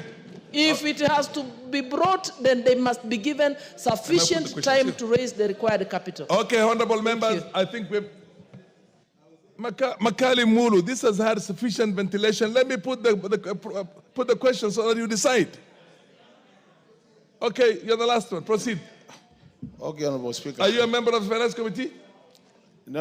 Okay, go ahead. I'm in budget, but this is my area. Okay, go ahead. So I'm just saying, Honorable Speaker, the committee had the benefit of doing public participation. I'll request my majority leader, Ichungwa, that we go by the committee proposal so that we save this country. Thank you. Question? I now put the question that clause 3 be amended as proposed. As many as not appear and say aye. As many of control appear and say nay. The ayes have it. Chair, proceed. Honorable Chair, I beg to move that clause 3 be amended as per the order paper, that the bill be amended by deleting clause 3 and substituting thereof with the following new clause. Order, honorable member, listen to the finance chair who is moving an amendment and listen to the substance of the amendment. I beg to move, Honorable Chair, that clause 3 be amended by deleting clause 3 and substituting therefore the following new clause. The second schedule to the Banking Act is amended by deleting paragraph D and substituting therefore the following new paragraph. D, a core capital of at least 10 billion shillings in the case of a bank or a mortgage finance company, provided that the provisions of the paragraph shall apply in accordance with the following table. Compliance date for core capital requirement of 1 billion, 31st of December 2024, 3 billion shillings for 31st December 2025, 4 billion shillings 31st of Boni, December 2026. can you listen? 5 billion shillings 31st of December 2027, 6 billion shillings 31st of December 2028, 7 billion shillings, December 31st, 2029, 8 billion shillings, 31st December 2030, 9 billion shillings, 31st of December 2031, and 10 billion shillings, December 31st, 2032. And by deleting paragraph E and substituting therefore the following new paragraph, that a core capital of at least 2 billion shillings in the case of a financial institution. And now the following schedule for minimum core capital of the compliance date, December 31st, 1999, 150 million shillings. 31st December 2000, 187.50 million shillings. 31st December 2001, 225. 31st December 202, 262.5. December 31st, 203, 300. December 31, 204, 337.5. December 31st, 2005, 375. So this amendment, Honorable Chair, is what the committee had decided to increase gradually within the eight years. And that I beg to move, Honorable Chair. Order, honorable members. I now propose the question that clause 3 be amended as proposed by the finance chair, Kimani. Okay. Honorable Ichungwa. Honorable Chair, I wanted to seek your indulgence to give us a few minutes to consult with the chair and members of the Finance Committee on that particular clause, because there is a risk of going back to the 3 years that is in the bill. And I would really seek your indulgence that we do consult so that the chair does move his amendment in an amended form. Otherwise, we will go back to the 3 years that is in the bill. 3 years, not instead of 8 years, you go back to the 3 years in the bill. So we consult and he moves his amendment in an amended form. Or we stick to the 3 years that as was proposed in the bill. Just give us a few minutes. Order. Honorable Majority Leader. Order, honorable members. Yes. The finance chair is seeking an amendment, and that amendment is in the order paper. So the presumption is that every member has internalized this and basically has taken a position on it. So where you have what kind of a consultation? There's no additional new information that has come in. This is an amendment that was already there in the order paper, and all members must have read the amendments. And if anybody wants to put some light on it, has a position, then proceed. The amendment, you have amended as per the order paper. You are seeking an amendment as per the order paper. Order, honorable members. Honorable Kimani. Chair. Your amendment is nothing fresh. It's in conformity with what you have in the order paper. Am I right? Yeah. No, clause 3. We have not put in the question for clause 3. You amended clause 3 yourself. Yeah.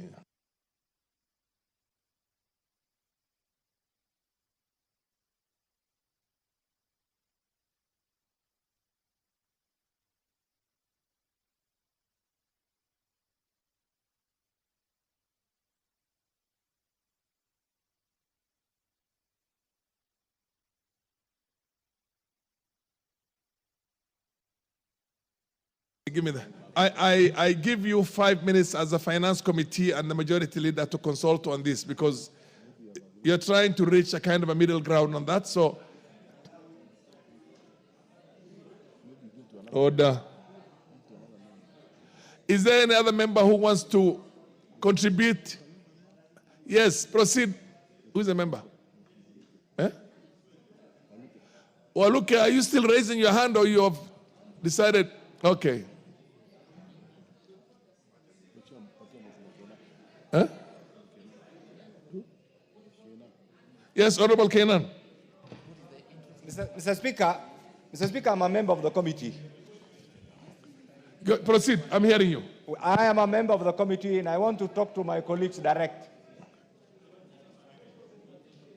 We are already reeling from the effects of the Gen Z activities. We need to allow the small businesses, including the banks, to recoup and put themselves in a manner that they can grow. I want to beseech you. Honorable 4 years is such a short time. Tomorrow there will be a crisis. Many of them will close their doors. Yes, MP for Kichogo. What has been... So proceed, Honorable Kenan. Honorable Kimani, you better listen to your colleagues in the Finance Committee. You have reached a consensus. But then, what? Proceed with your... Okay, I was saying, I'm told now the chair and the ML and other groups have agreed. But what I wanted to persuade you is, we are in this country, we understand the business climate. Let us not cause another crisis. The timeline given by the committee members was informed by the critical public participation. We have had the public. We need to hear the public. We need to resonate our thinking with what the people on the ground are saying. Let us go by the recommendation of the committee. It makes sense. It will allow a gradual change from what was there.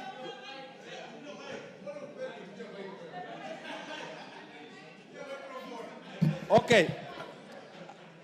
What I'm trying to say is this. Okay, what I'm trying to, I'm told, You are vertically. what I'm trying to say is this. We have gone round. We have had the views of the Kenyan public. It's just a few months ago that we have had challenges. I want to beseech you. Let us protect the small, struggling businesses everywhere in Kenya. Because our work is to provide a conducive legislation so that banks can grow, small businesses can grow. But whatever the chairman and the ML and other members have agreed, I am told is halfway. That might be conducive. But I want to urge you, make a prudent decision in this. This is critical. Okay, Boyen, yes. Mr. Speaker, this amendment... Your agreement has got to be carried by the plenary of the House. Yes, proceed. Honorable Chair, that this amendment is very important. And very important in two senses, Mr. Speaker. Order, honorable members, order. Yes, proceed. Number one, Honorable Speaker, we want to build our financial sector or the banking sector to be a very strong sector in terms of employing our people. And also, number two, to make sure that we have access to credits, Mr. Speaker. So number two, Mr. Speaker, we don't want to also, again, to entertain those banks, the banks, Mr. Speaker, which are not able to sustain competition and to sustain business in the market. And we have seen many of them collapsing because of issues liquidity. Mr. Speaker, I would want to ask the committee to agree and strike a balance so that we don't legislate, to kill businesses. At the same time, we don't legislate to have institutions which are not functional. MP for Gishogo. Nice.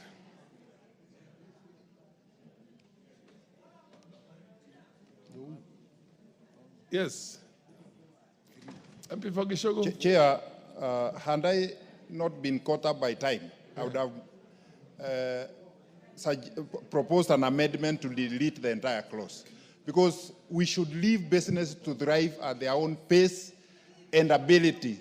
And those kind of issues that have been raised that people can merge. People come into business with their own principles of operating. But now, because I'm a bit late on this amendment, then I'll propose that we go by 8 years or even 10 years so that businesses can grow. We need, as long as they are regulated, they can have as low core capital as possible. Okay.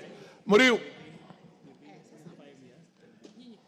Wait, you'll move that amendment. Thank you, Chair. I think we are dealing with an issue here, Mr. Speaker, where we are trying to regulate businesses.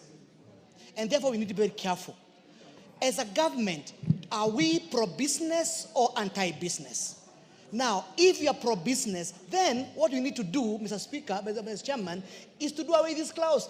Let the business grow organically. Remember, already these banks are talking about, it is the employees who are paying the chief, the SHA, the NSSF and the housing, and to be very honest, Mr. Speaker, they are even forced to increase the salaries for their staff. Therefore, we are increasing the problem over the problem. Mr. Speaker, my opposition is that this clause need to be deleted altogether. Thank you. Yeah, the Honorable Alice Nganga. Alice Nganga. Yes, what's your point of order? Thank you. Thank you, Chair. I'll give you a moment. Yeah, proceed, Alice, and then Kajuan can come after. Give the mic to Alice. Alice Nganga. Thank you, Chair. Chair, just like life, there are people who are ahead, there are others who are behind. But within time, even the ones who are behind usually catch up with the ones who are ahead. Let us give our businesses in this nation a conducive environment to thrive. Let us give our banks a time to thrive. Today, I might not be the reading bank, but next year, I might be the one who is reading. So let us give them enough time, rather than saying this one have to merge with this other one. No, let other businesses outside here have their time, and also to sell their product. I might not be selling very well this year, but I might be selling very well next year. Okay. Yeah, Honorable Kajwang. There are three ways you have to look at this thing. Mr. Speaker, yes. Let us be sober on this matter. First of all, Chair of Finance, you need to lead us properly. You need to let us know if we are kind of freezing, giving a holiday, tax holiday for 10 years. No. This is very important to understand this so that we know whether to support you or not to support you. Are you saying that the period is frozen for 10 years? Within that period, there will be no growth. That is number one. But as I understand it, these things are progressively done every other 3 to 4 years. And every year, we have a finance bill coming. And in that finance bill coming, National Assembly will always revise as it is necessary. So there are two things.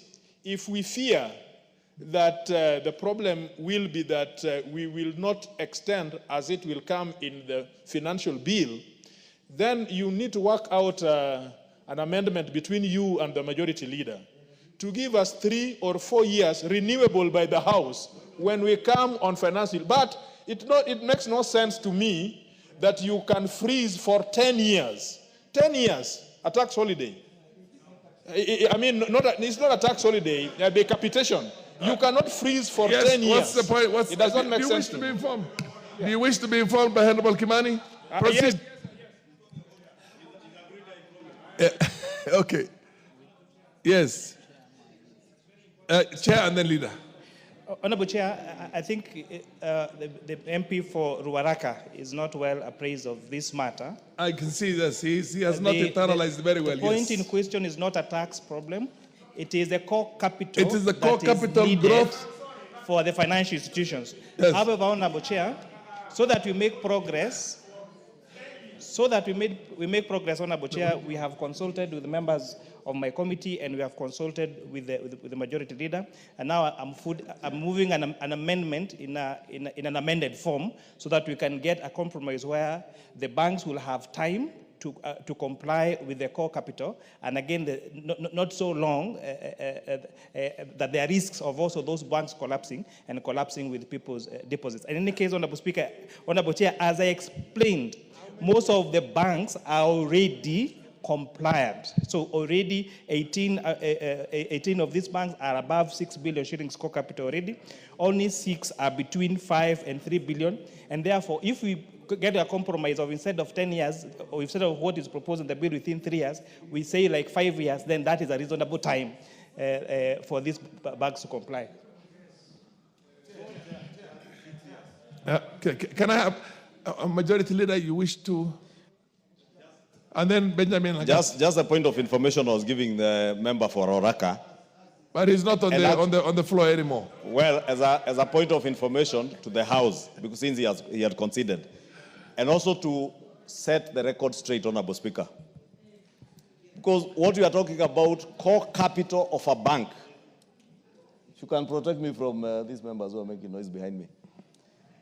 Core capital of a bank, they're consulting, they're not making noise. Proceed. Is about, forget the capital owners, the bank owners. It is about your constituents, the people who have elected you to represent them here. People who will never raise billions. People who walk into a bank to deposit their hard-earned 1,000 shillings, 10,000 shillings, 100,000.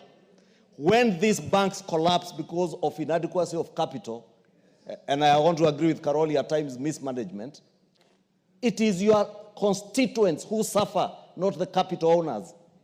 Therefore, this House can never be seen to be defending and speaking on behalf of capital owners. Point number one. Point number two, Honorable Speaker. The Honorable TJ is right. This House legislates every year and every day. If we legislate today, nothing stops this House from changing legislation if we find that any of the 6 banks that have not met that threshold are unable to meet validly. To protect our people, Honorable Speaker. And I say this because I want to speak to the people of Kikuyu and the people of Kenya who put their hard-earned deposits in banks. The Honorable TJ is right. This House has legislated before on the core capital requirements for insurance companies in the same financial sector. And we gave a graduated program as we are doing now. And when at times they were unable to meet that threshold, we would come back and re-legislate in a finance bill. What is so special about these banks today, Honorable Speaker? And I want to prevail on members to agree to the position that we have agreed on, a compromise that in the first 2 years, the banks do comply to raise their core capital to 5 billion shillings. Only 6 commercial banks have not met that threshold as we speak today. In another 5 years, up from the 4 years that was in my amendment, Honorable Speaker, everybody complies to that 10 billion shillings. Should there be legitimate cause to re-legislate, you still be members of parliament. At least a good number of you. You come back and re-legislate. Fair enough. But serve your core business by protecting depositors, not capital owners. Benjamin Lagat. Order. Let's listen to Benjamin Lagat.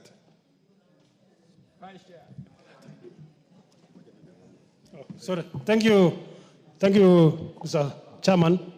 Of course, I was supporting the position of the committee because I'm the vice chairman of the committee, but I want to support the compromise position. And Mr. Speaker, 1 billion core capital has been working for the last 8 years. So if we come back and say we want to increase it within 1 year by 100%, Mr. Speaker, that is very stiff. And to get 1 billion, Mr. Speaker, is not very easy. In fact, if we were to go that direction, it means the banks will not be lending for the next 4 years to the public because now they have to struggle to get money to become the core capital of their business. So, Mr. Speaker, I want to support the compromise position. And, Mr. Speaker, we must give time for these businesses to get the money to be able to capitalize themselves. Thank you. So, Benjamin, your position, you debated something purely on a certain position, but what exactly are you proposing now?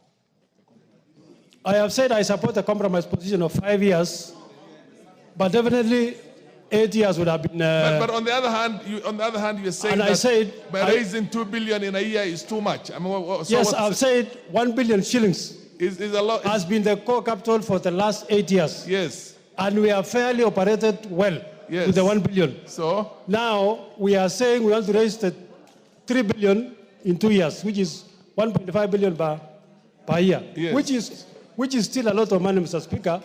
But since now we have, that is the compromise position that we have, then I support that one. The Honorable, yes.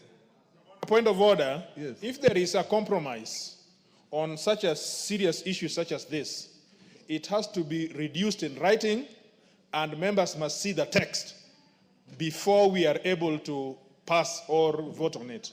Thank you. I want to hear Ndikiri and the Honorable Chair of... the Chair, I'm concerned about the new entrants and those ones who would like to start a business.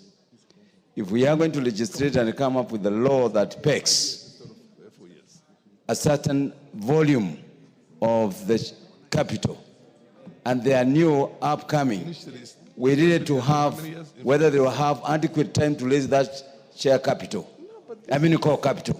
I think it is very important because we are saying that it is not that we are going to have 24 banks in Kenya. We need to leave room for others to grow and become very competitive. So if we are going to pass a law that is only looking at 24 banks, I don't think that we'll be doing very good justice to all those interested in coming up with the business to do with the banking. Because we have seen circles which want to grow. And I know if we use the same principle, of core capital, there's more upcoming circles which want to turn into banks will be curtailed from putting up their bid to become bankers in this country. Honorable members, can I just do some explanation? I'm not a finance person, but I just want to understand it. The original amendment by the majority leader was that the 10 billion should be raised in 4 years. In 3 years. Okay. No, 4 years. It's 4 years. Order in 4 years. The amendment by the Finance Committee was in 8 years. And now you want to reach a compromise of 5 years. That is a position. So if you understand it, then debate on the basis of that. Fair enough, Rindikiri. It's your moment. Has he contributed? You have contributed. The Honorable DK. I think mine is just on a clarification. You know we are an house of rules. And there was what is in the order paper. And I think order paper is there to bring order. So can you actually rule, can we do something that is outside the order paper? Or we need to amend the order paper so that it reflects the agreement? Yeah. No, that's why I'm giving it to... Yeah. You know we are in the process of learning. That's why I'm giving it to the speaker. Other amendments and the further amendments and the further amendments. You can change what's here. No.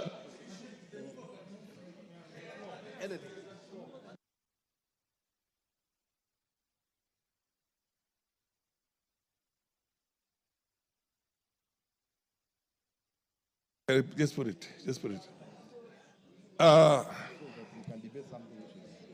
Order, honorable members. Is there another honorable member who wants to contribute? Dawood, you have had your moment. Okay, Gichogo, MP for Gichogo. No, you're going to move the amendment. Let's just do the bit of ventilation. Yes.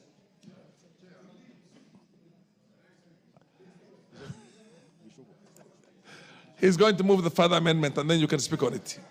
Yes. Chair, in the further amendment. Yes. Chair, in the further amendment, is it possible also the chair to give an exemption to startups, to the banks that are starting up? Because what we are saying is that for you to start a bank in another 4 years, you require a whole 6 billion shillings to start a bank. So, actually 10 billion to start a bank. And we have so many circles that are supporting the common man. And they would also like to rise to be banks. Actually, the banks that are existing are the promoters of this amendment so that they can be able to lock anybody else who wants to become a bank in this country. I support 10B. Actually, the chair, if I look at the order paper here,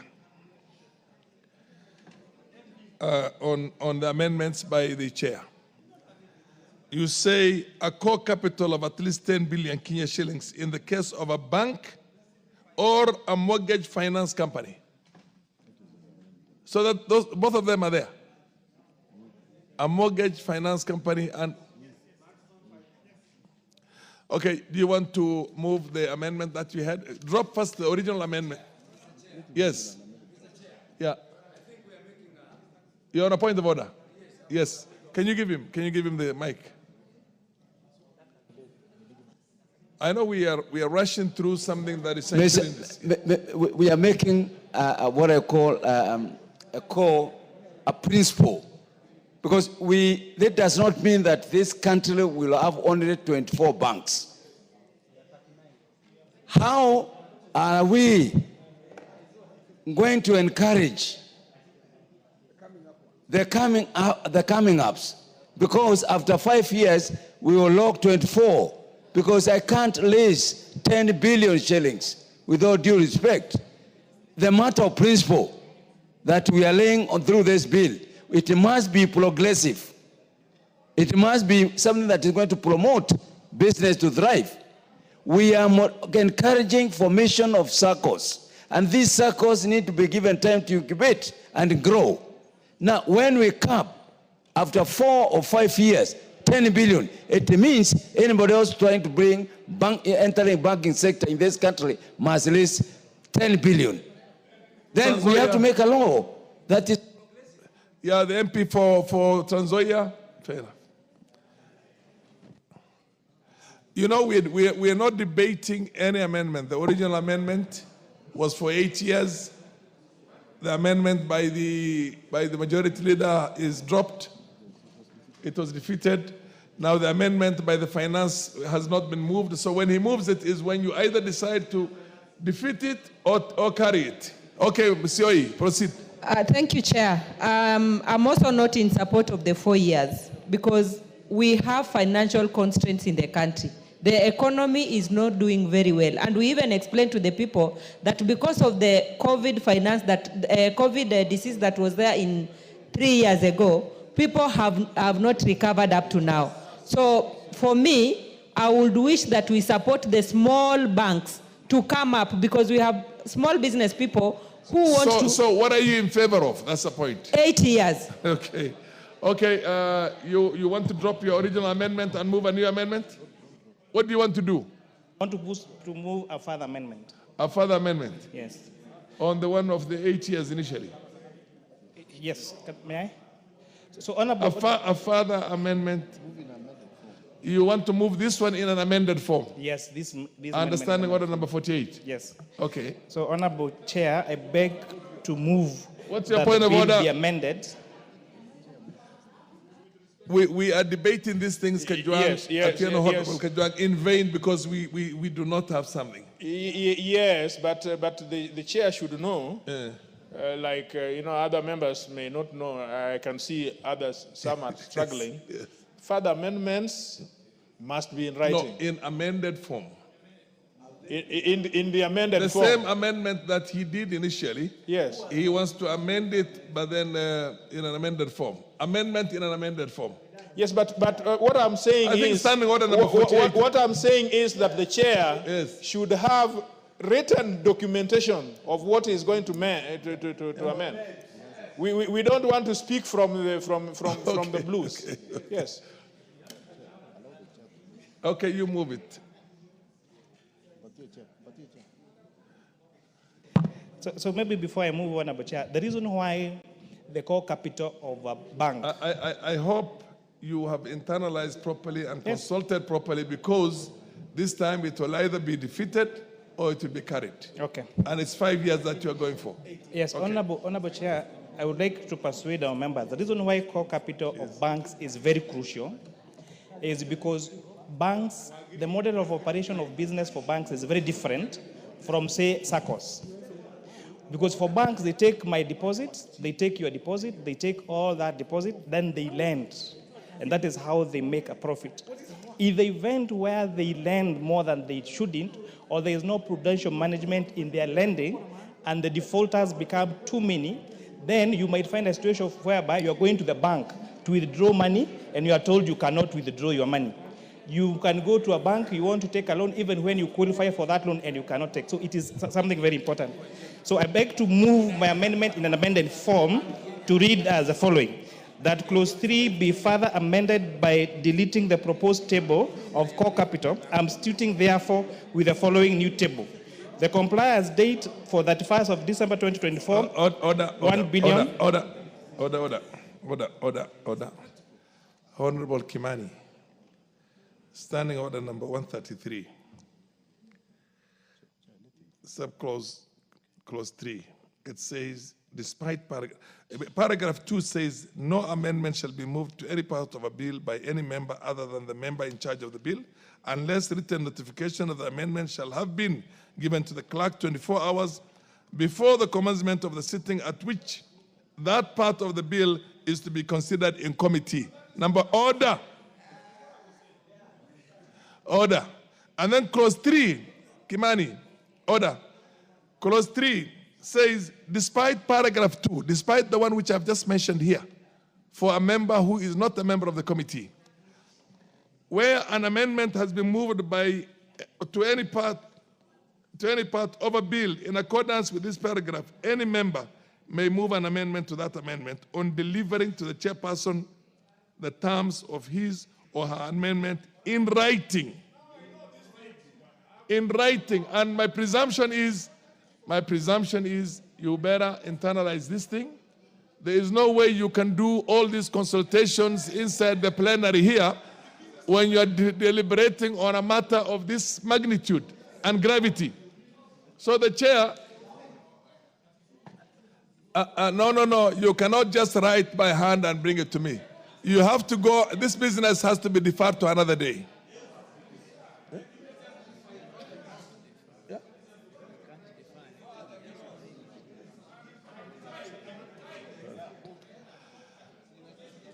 The chair will give you 5 minutes if you can do it very well. It's already written.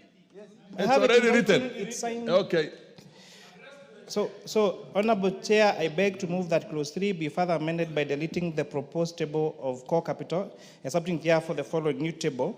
Compliance date for minimum core capital, 31st of December 2024, 1 billion shillings. 31st of December 2025, 3 billion shillings. 31st of December 2026, 5 billion shillings. 31st of December 2027, 6 billion shillings. 31st of December 2028, 8 billion shillings. And 31st of December 2029, 10 billion shillings. Honorable Chair, it's also important to explain that if members vote against this further amendment, it means the amendment in the bill carries the day. And the minimum in the bill is 3 years.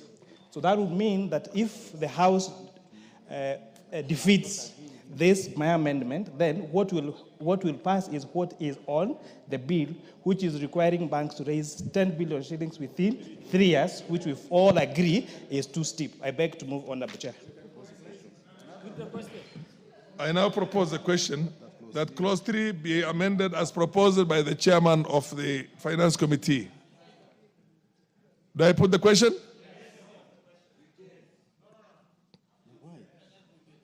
I now put the question that clause 3 be amended as proposed by Honorable Kimani. As many other opinions say aye.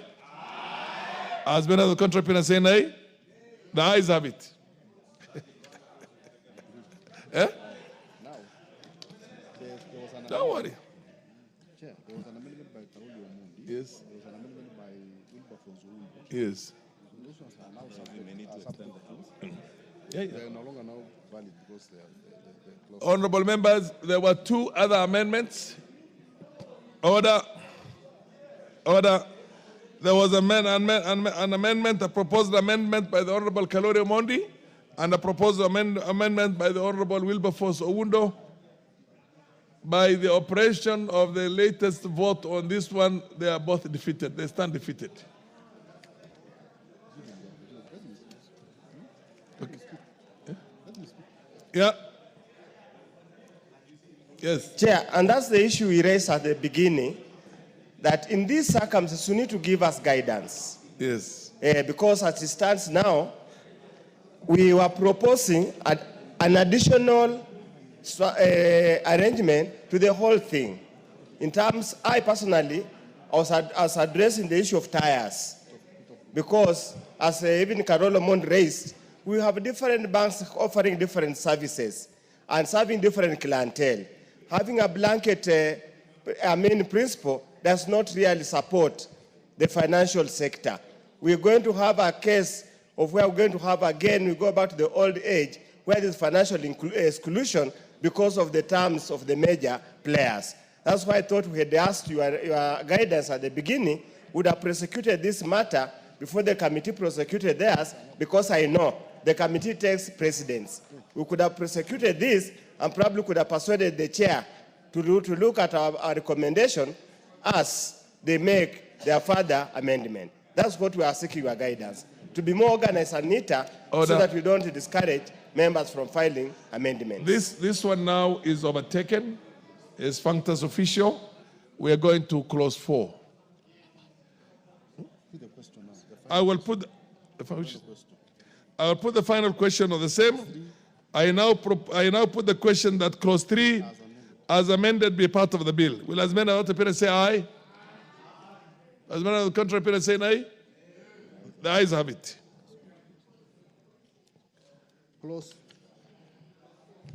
Clause 4. I propose the question that clause 4 be part of the bill.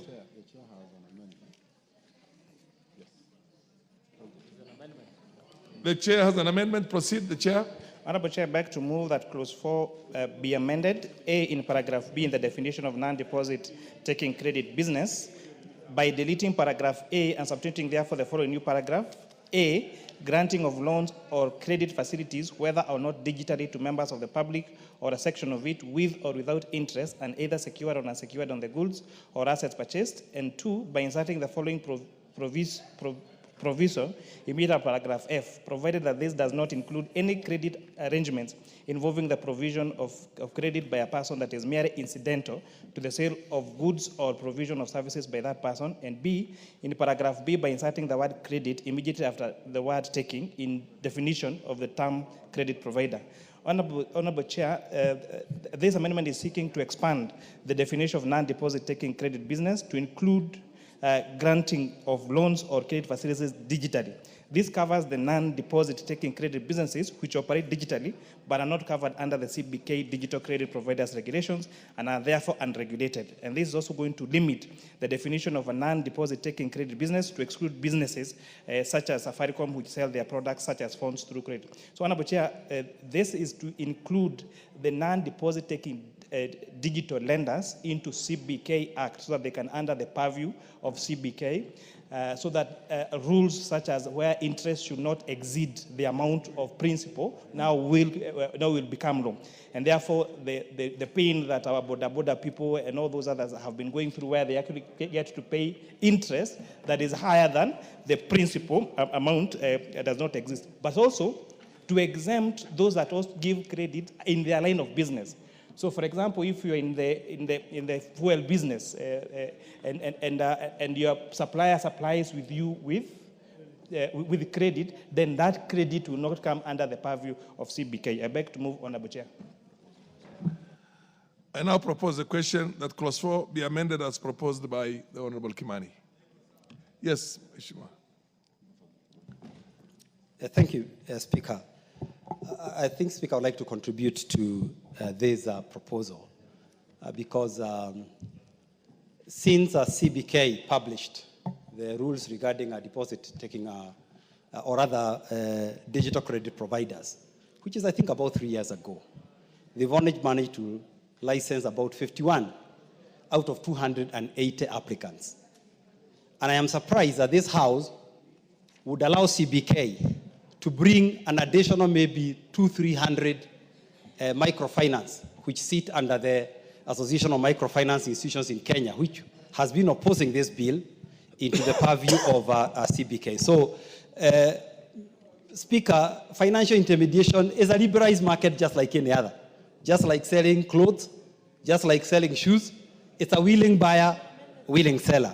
There is, of course, what sits under the ambit of regulated financial intermediation, which is at the banks, SACCOs, especially the people who are taking deposit.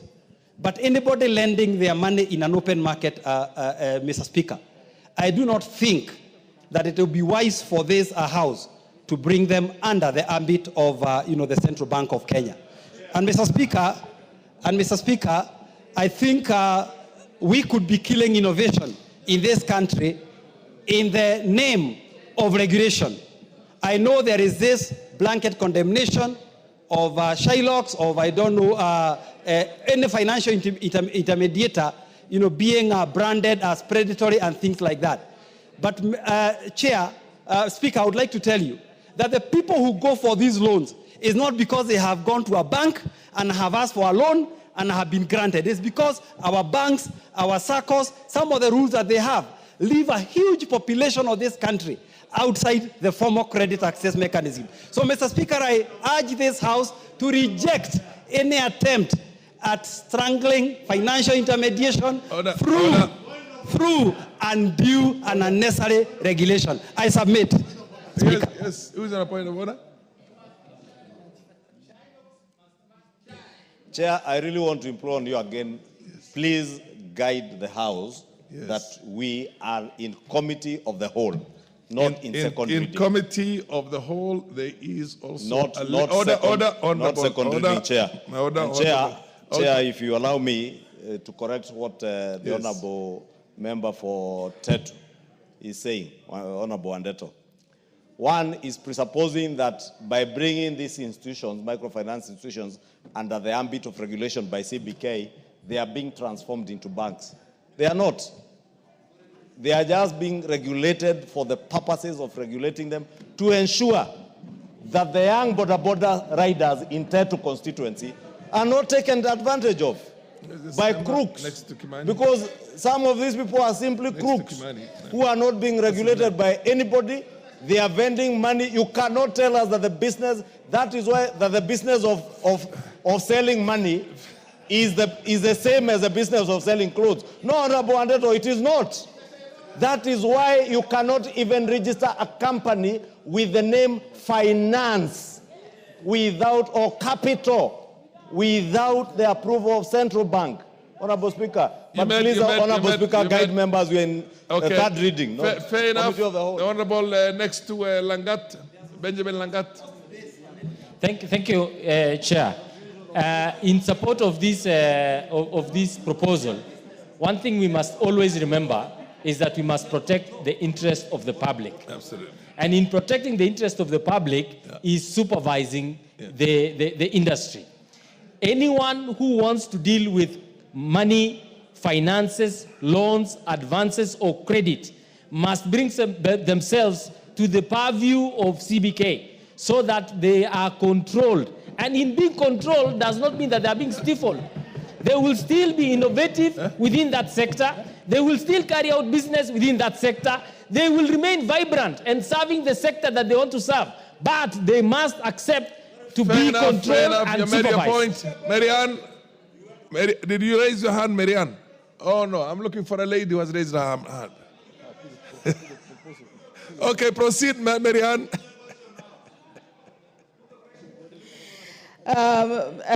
Chair, I want to support this amendment because this amendment is going to save that Mama Mboga in my constituency who wants to borrow money and does not want to borrow money from somebody who is going to charge them exorbitant loans, and they are not regulated. They do not fall under any ambit of any regulation. Any business that we do in this country must fall under regulation and you must abide by the rules of the law. So this amendment is actually securing anybody who is going to borrow loans or anybody going to borrow money. Thank you. I support. I think there is a consensus. Makilap, the last one. Makilap, the mood of the House. Chair. Yes. The essence of committee or parliament going out to look for the people of Kenya is to listen to the voice of the people of Kenya. The people of Kenya are saying these unregulated financial digital lenders are actually killing the people of Kenya. It is become scam. Mr. Speaker, we support the report of the chairman of finance because if we don't regulate, they will actually wipe out people in business. Honorable we must members, kill those. Honorable members, I now put the question. that clause 4 be amended as proposed by the Honorable Chair of the Finance Committee. As many of the opinion say aye. As many of the contrary opinion say nay. The ayes have it. I now put the question that clause 4, as amended, be part of the bill. As many of the opinion say aye. As many of the contrary opinion say nay. The ayes have it. Clause 5. Clause 5. Chair. Honourable Speaker, I beg to move that clause 5 of the bill is amended by inserting the words of Kenya immediately after the words Central Bank in the opening statement, deleting paragraph C and substituting therefore the following new paragraph in paragraph 8 by deleting the word digital appearing before the word credit in subparagraph 7 and substituting therefore the words non-deposit taking, and lastly inserting the following new subparagraph immediately after subparagraph 8, that is 8A, credit guarantee companies. This, Honourable Speaker, is to correct a typographical error in the citation of the Central Bank of Kenya Act. What is contained in the bill is the Central Bank Act, but the Matham Act is the Central Bank of Kenya Act. So you're adding the word Kenya, and a cleanup of the act by deleting the word digital, which is substituted by the word non-deposit taking as per the new proposed definition. I beg to move, Honourable Chair. I now propose the question that clause 5 be amended as proposed. I now put the question that clause 5 be amended as proposed. As many of the opinion say aye. As many of the contrary opinion say nay. The ayes have it. I now put the question that clause 5 as amended be part of the bill. Will as many of the opinion say aye? Will as many of the contrary opinion say nay? The ayes have it. Clause 6. Honorable Kimani, proceed. I propose the question that clause 6 be part of the bill. Honourable Chair, I beg to move. Chair of Finance, yes, move.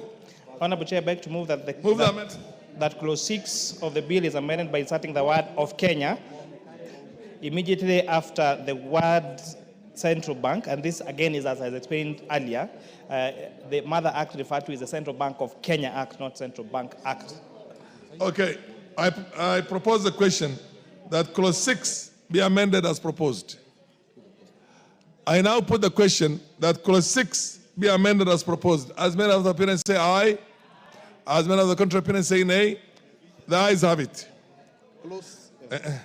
I now put the question that clause 6 as amended be part of the bill. Will as many of the opinions say aye? Will as many of the contrary opinions say nay? The ayes have it. Clause 7. I propose the question that clause 7 be part of the bill. Move the amendment. The Honorable Kimani. Please. Honorable Kimani.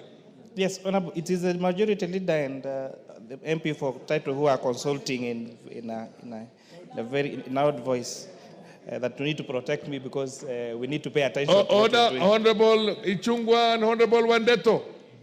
I know you are debating a matter that is already functus official. It's already gone. Proceed.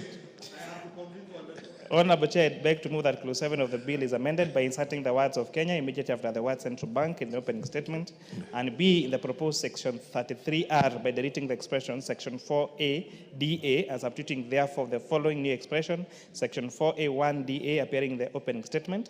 This amendment is seeking to correct a typographical error in the citation of the Central Bank of Kenya Act as explained, and a reference error which references section 4A1DA, which is proposed to be amended. I beg to move, Honourable Chair. I propose the question that clause 7 be amended as proposed. I now put the question that clause 7 be amended as proposed. As many of the opinions say aye, as many of the contrary opinions say nay, the ayes have it. I now put the question that clause 7 as amended be part of the bill. Will as many of the opinions say aye? As many of the contrary opinions say nay, the ayes have it. Clause 8. I now propose the question that clause 8 be part of the bill.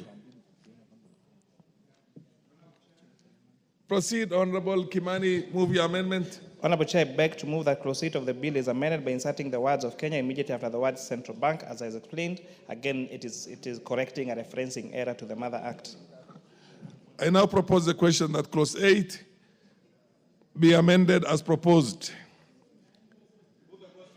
I now put the question that clause 8 be amended as proposed. As many of the opinions say aye. As many as contrary opinion say nay. The ayes have it. Clause 9. I now put the question that clause 8, as amended, be part of the bill. Will as many of the opinion say aye? As many of the contrary opinion say nay? The ayes have it. Clause 9. I propose the question that clause 9 be part of the bill. Chairman. Honorable Chair, I beg to move that clause 9 of the bill is amended in the proposed new section 33X in subsection 2 by inserting the following new paragraph and paragraph D, by inserting the following new paragraph after paragraph C. Now a new paragraph D, that is a bank providing credit guarantee as part of its regular banking business regulated by the Banking Act. And 2 is subsection 4 by inserting the words without a license immediately after the word business. This amendment is seeking to exempt banks which already provide credit guarantee as part of their regular banking business from the requirement of registering as a credit guarantee business, and correction of an omission in the offense which has been established under the clause. By adding this new concept of credit guarantee, we are exempting banks that already are providing credit guarantee business to having to register again in the Act. I beg to move, Honorable Chair. If you look at the order paper, supplementary, 3478, in the same clause, I think there's something you left out. There's a typo. Paragraph A. Clause 9. Clause 9.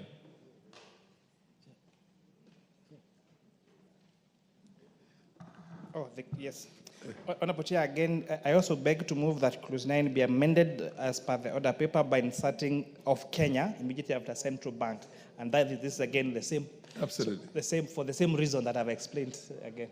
Honorable members, I propose the question that clause 9 be amended as proposed. Honorable members, I now put the question that clause 9 be amended as proposed. As many of the opinion say aye. As many of the contrary opinion say nay. The ayes have it. I now put the question that clause 9 as amended be part of the bill. Will as many of the opinion say aye? Will as many of the contrary opinion say nay? The ayes have it. Clause 10. Honorable members, I propose the question that clause 10 be part of the bill. The Honorable Kimani, move your amendment. Honorable Chair, beg to move that clause 10 of the bill be amended by inserting the words of Kenya immediately after the word Central Bank of Kenya for the reason I have explained again. Honorable members, I propose that clause 10 be amended as proposed. I now put the question that clause 10 be amended as proposed. Will as many of the opponents say aye? Aye. Will as many of the contrary opponents say nay? The ayes have it. Honorable members, I now put the question that clause 10 as amended be part of the bill. Will as many as of that opinion say aye? Aye. Will as many of the contrary opinion say nay? The ayes have it. Clause 11. I propose the question that clause 11 be part of the bill. Chairman, move the amendment. Honorable Chair, I beg to move that clause 11 be amended in the opening statement by deleting expression 57.3, and so therefore with the expression 57, and in paragraph H by deleting the expression subsection 1, appear immediately before the words by substituting therefore the expression in subsection 3, and C by renumbering paragraph H as paragraph A, and D by renumbering paragraph I as paragraph B, and E by renumbering paragraph J as paragraph C. And these are just to correct typographical error and to ensure good flow of the bill. Honorable members, I propose the question that clause 11 be amended as proposed. There is nobody who is interested. Okay. I now put the question that clause 11 be amended as proposed. Will as many of the opinions say aye? Will as many of the contrary opinions say nay? The ayes have it. Honorable members, I now put the question that clause 11 as amended be part of the bill. Will as many as of that opinion say aye? Will as many of the contrary opinion say nay? The ayes have it. Clause 12. I propose the question that clause 12 be part of the bill. Chairman.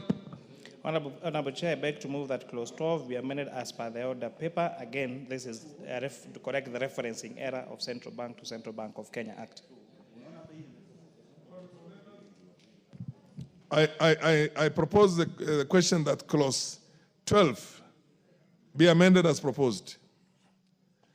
I now put the question that clause 12 be amended as proposed. As many of the opinions say aye, as many of the contrary opinions say nay, the ayes have it. I now put the question that clause 12 as amended be part of the bill. Will as many as are of that opinion say aye? Will as many of the contrary opinion say nay? The ayes have it. Clause 13. I propose the question that clause 13 be part of the bill. The Honorable Chair of the committee. Honorable Chair, I beg to move that Move the amendment, yeah. Clause 13 be amended as per the order paper. This amendment is speaking to clean up the bill by removing the proposed new definition, which is incorrectly referenced to the Movable Property Security Rights Act. I propose the question that clause 13 be amended as proposed. I now put the question that clause 13 be amended as proposed. As many of the opinion say aye. As many of the contrary opinion say nay. The ayes have it. I now put the question that clause 13 be amended as amended be part of the bill. Will as many of that opinion say aye? Will as many of the contrary opinion say nay? The ayes have it. Clause 14. Honourable members, I propose the question that clause 14 be part of the bill. Kimani? There is no amendment on clause 14. Yes. I now propose, I now put the question that clause 14 be part of the bill. Will as many of the opinion say aye? Will as many of the contrary opinion say nay? The ayes have it. Clause 15. Honourable members, I propose the question that clause 15 be part of the bill. The chair move your amendment for clause 15. Honorable Chair, beg to move that clause 15 be amended as per the order paper. This amendment is seeking to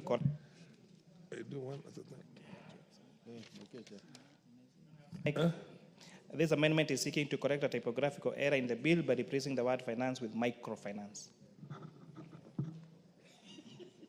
I propose the question that clause 15 be amended as proposed. I now put the question that clause 15 be amended as proposed. As many of the opinion say aye. As many of the contrary opinion say nay. The ayes have it. I now put the question that clause 15 as amended be part of the bill. Will as many of the opinion say aye? Will as many of the contrary opinion say nay? The ayes have it. Clauses 16, 17, and 18. I propose the question that clause 16, 17, and 18 be part of the bill. I now put the question that clauses 16, 17, and 18 be part of the bill. Will as many of the opinion say aye? Will as many of the contrary opinion say nay? The ayes have it. Clause 19. Honorable members, I now propose the question that clause 19 be part of the bill. Kimani? Honorable Chair, I beg to move that clause 19 be amended as per the order paper. This amendment is seeking to expand the obligations of the non-deposit taking microfinance business in consumer protection by ensuring that they furnish information on the procedure of both lending and recovery, as well as adherence to the right to privacy enshrined in the Constitution and statutes. Honorable Chair, this is seeking to correct, Honorable Chair, where we have had some creditors call your parents, call your brothers, call your sisters, call all the people in your phone book when there is a delay in payment. So to make sure that they, even as they lend, there is full disclosure of how they are going to recover in the event that the loans are not paid, and also to ensure that the protection of the privacy of the borrower is protected. I now propose, yes, the Honorable Makalimul. Honorable Makalimul, I propose the question that clause 19 be amended as proposed. Proceed, Honorable Makalimulu. Yeah, thank you very much, Chairperson.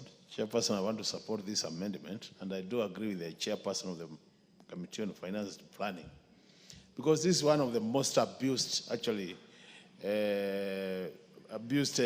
clauses in terms of information.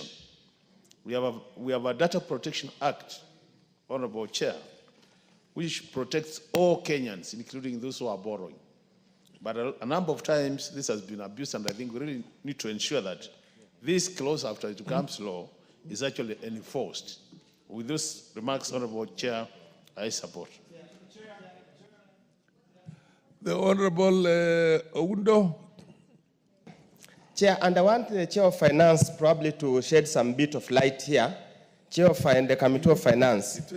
We are talking about information sharing. to what extent does information shared by Credit Reference Bureau interface with this particular provision? Credit Reference Bureau, as I support, we need clarification, sharing information with credit reference bureaus, so that we are very clear, Kenyans are very clear, that yes, you can share information to a certain extent, but what are the limits? So that Kenyans can be aware. Yes, the Honorable Kajwang Otieno. Yes, together with, with TJ. what the professor is asking. Mr. Chair, although I agree with the principle of this amendment, but this amendment is not necessary. I can see it is 2A. Is it 2A? 2A. I mean, everybody is enjoined to adhere to the Constitution. And everybody is enjoined to adhere to the Data Protection Act. So a law which simply reminds people to adhere to the law in legislative practice is superfluous. So I think we need to agree here that we are not reproducing laws just for the sake of it. Chair of Finance, it escaped you that everybody in this country should respect the Constitution and should respect the Data Act, which is already there. So all you are doing is to reproduce that law. I agree with the principle, but in terms of legislative practice, I don't think I like this type of legislation. Anybody else who wants to take a bite at it? I now put the question that clause 19 be amended as proposed. As many of the appearance say aye. As many of the appearance say nay. The ayes have it. I now put the question that clause 19 as amended be part of the bill. Will as many of the appearance say aye? Will as many of the appearance say nay? The ayes have it. Clause 20.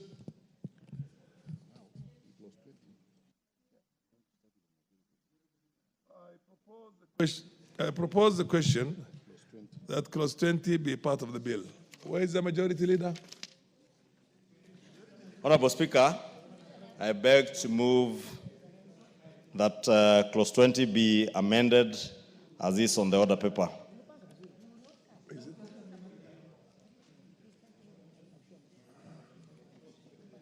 Proceed. Was this yours or mine?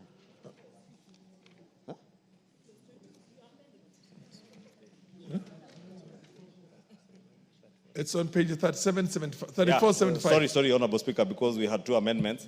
Honorable Speaker, all we are doing is to require that the Kenya Bureau of Standards, that the Bureau may liaise with relevant government agencies which register businesses to obtain information on businesses registered to undertake manufacturing. Honorable Speaker, the committee had sought to delete a provision in the bill that required disclosure of certain information for manufacturers, or rather requiring manufacturers to register with the Kenya Bureau of Standards. And to dissuade the Kenya Bureau of Standards from increasing the cost of doing business, we have now amended that the Bureau will now be required to liaise with other relevant government agencies like KRA, the Bureau of it's called what? The Kenya National, the Registrar of Companies, the former Registrar of Companies, Honorable Speaker, to get all the relevant information that they may want without requiring manufacturers to go and register with them because it may be too cumbersome for businesses. I move.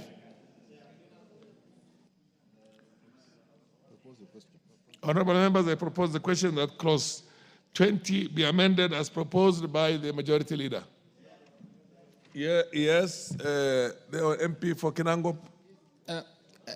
Chair, I want to support that amendment for simple reason, because asking manufacturers to register with the standards body. You want a further amendment? No. I'm supporting that. You are supporting the amendment? Yes, because asking manufacturers to register with the standards body, then that of course will increase the cost of doing business. But having said that, Mr. Chairman, is that the issue of registration of products maybe should have been brought into this act, so that then every product that is produced by any manufacturer is registered with the standards body. Thank you, Chair. Oundo. Chair, while I can see the intention of the amendment, but this, Chair, is an over-legislation. Because nothing stops Kenya Bureau of Standards from getting this information from KRA, getting this information from the soft companies or business registration services. And in that case, Honorable Speaker, Chair, let us all go on record, and I hope the majority leader is listening. Any manufacturer of goods and services in this country is registered by Customs under the Excise Duty Act. That information is already there. You do not even need to legislate to get that information. KEBS can just walk there and get that information. Is this just an over-legislation? Superfluous? We are just overkill, basically. Nothing stops them. The Honorable Marianne Keitani. Whereas I agree with my member, Honorable Undo, not all manufacturers will be registered under the act he's talking about. It's only manufacturers who import who are registered under that act. There are those manufacturers who do not import who will not be registered under that act. So therefore, this amendment by the majority leader is to further buttress that every manufacturer, whether they import or do not import, will be the KEBS will be required, or rather the entities that register them will be required to collect information. KEBS will be required to collect information from them, because we know that all manufacturers will be registered from one source, that is the Companies Act, under the Companies Act, under the NEO of Companies, Registrar of Companies.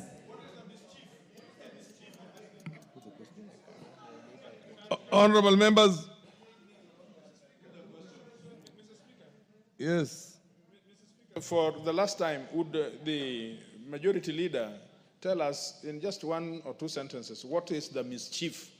Because we are just over legislating. Is there something that we do not know? Could you just tell us clearly the mischief of this legislation? No. Yes, I'm asking the honor of the person who has technical information, who I understand. Any member who has a technical information can give. I see. Proceed. What is the mischief? I'm the vice chair of the committee, so I would actually be better placed to give you if there is any mischief. Actually, there is no mischief, but more importantly, if you look at the subsequent clauses that we are seeking to amend, we are requiring that every manufacturer provide information about the products they manufacture because of sampling and because of testing. We are saying that every product that is going to be manufactured must be tested. So for KEBS to be able to undertake that testing, they must know who that manufacturer is. That is the reason for bringing that particular amendment, so that we are able to follow through all the products that are going to be manufactured. And I think that amendment is coming in the next subsequent clauses. Honorable members, I now put the question that clause 20 be amended as proposed. Will as many of the opinion say aye? Will as many of the contrary opinion say nay? The ayes have it. I now put another, a further amendment. Chair, you have a further amendment. Do you wish to drop that, or you wish to? What is the amendment? Thank you, Chair. We would like to move to drop our amendment and go as per the amendment of the majority leader. Okay. Honorable members, a point of record.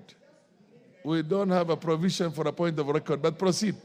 One guidance. Yes. And I think the minority party whip, yes, Honorable Milio Diambo, has been very clear that a committee, once the committee sits and makes an amendment, any person, be it the chair or the vice chair representing the committee, cannot purport to drop or change the committee resolution without consulting the committee members.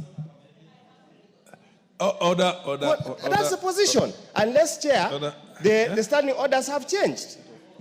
Unless the standing orders have changed, the Honorable Chair. The committee, I sit in the Committee of Trade, Industry and Cooperative, and we made an amendment. We made a proposal to amend clause 5, that particular clause, So she cannot purport to withdraw without another resolution of the committee. We signed the adoption report, adoption list. And adoption list, Honorable Speaker, Chair, was based on the report of the committee and the committee amendments. We cannot come here and change. I mean, we're not a kangaroo court. How?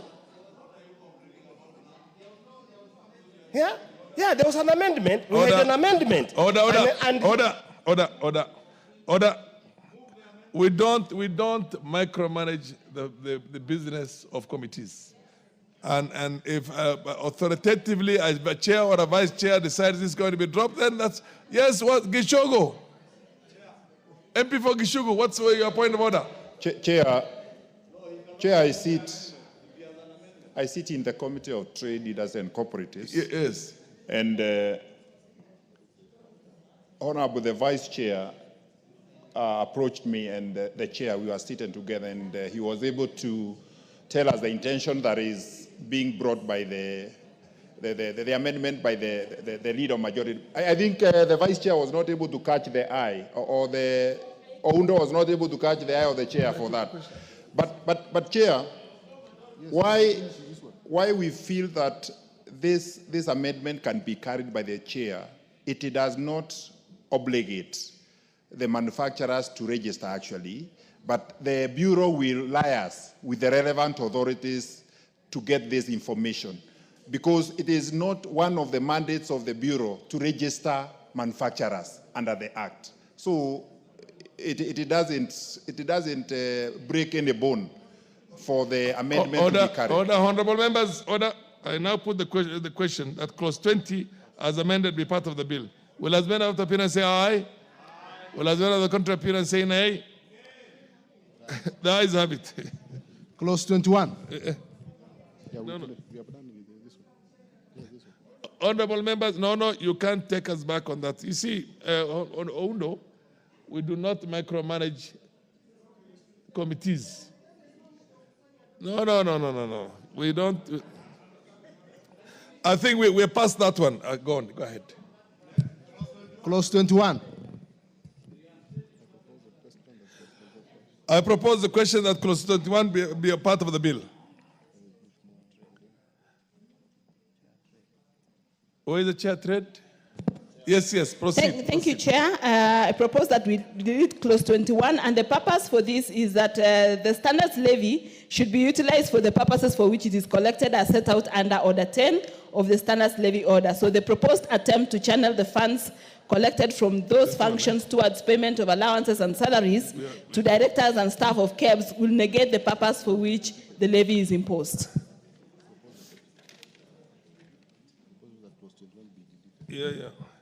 Honorable members, I propose the question that clause 21 be deleted, as proposed. Honorable, yes. And indeed, Chair, that was the resolution of the committee. Yes. I have no objection at all. And I would want to, we need,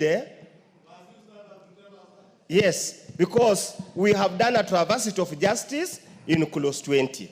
But clause 21 is in order. Order. In order. Order. Majority in order.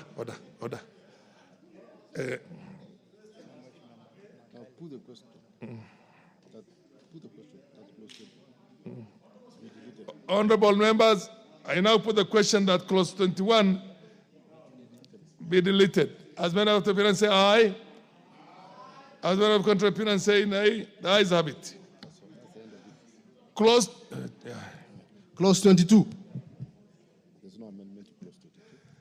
Honorable members, there's no amendment to clause 22. I propose the question that clause 22 be part of the bill. I now put the question that clause 22 be part of the bill. As many of the opinion say aye, as many of the contrary opinion say nay, the ayes have it.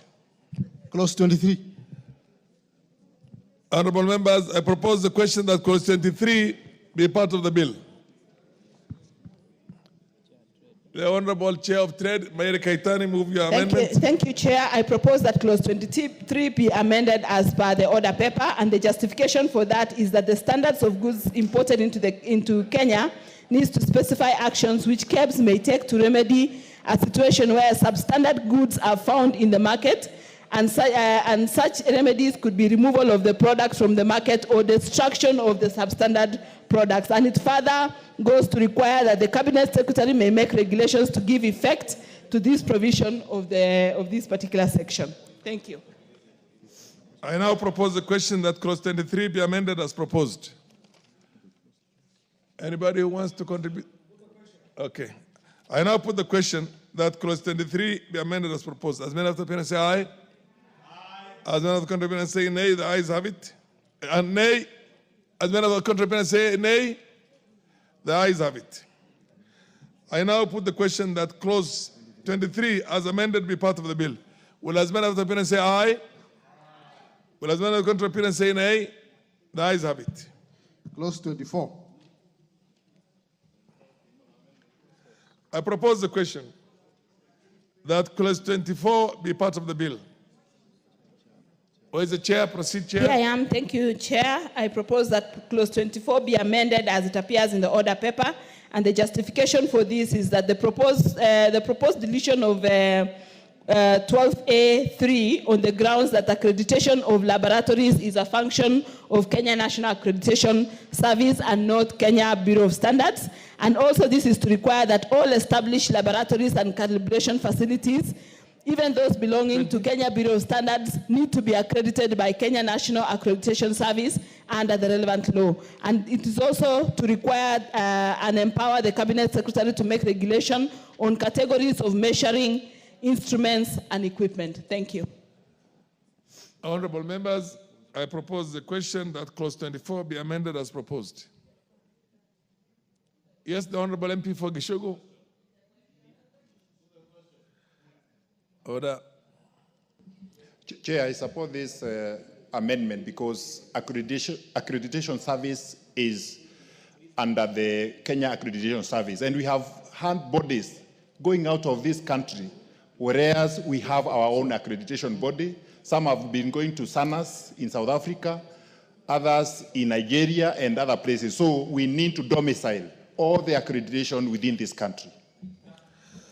I now put the question that clause 24 as amended be part of the bill. Order. And I now put the question that clause 24 be amended as proposed. As many of the opinions say aye. As many of the contrary opinions say nay.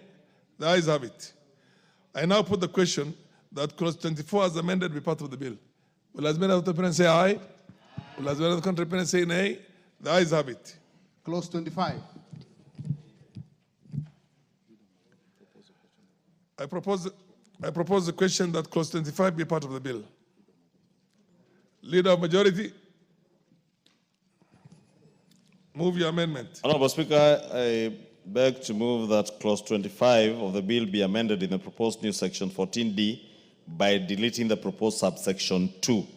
Honorable Speaker, subsection 2 required that the inspection body should be resident in Kenya for tax purposes. And these inspection bodies, Honorable Speaker, some are based outside the country and accredited by the Bureau, by the Kenya Bureau of Standards, and therefore it would resort to double taxation. Thank you, Honorable Speaker. I propose the question that clause 25 be amended as proposed. Yes.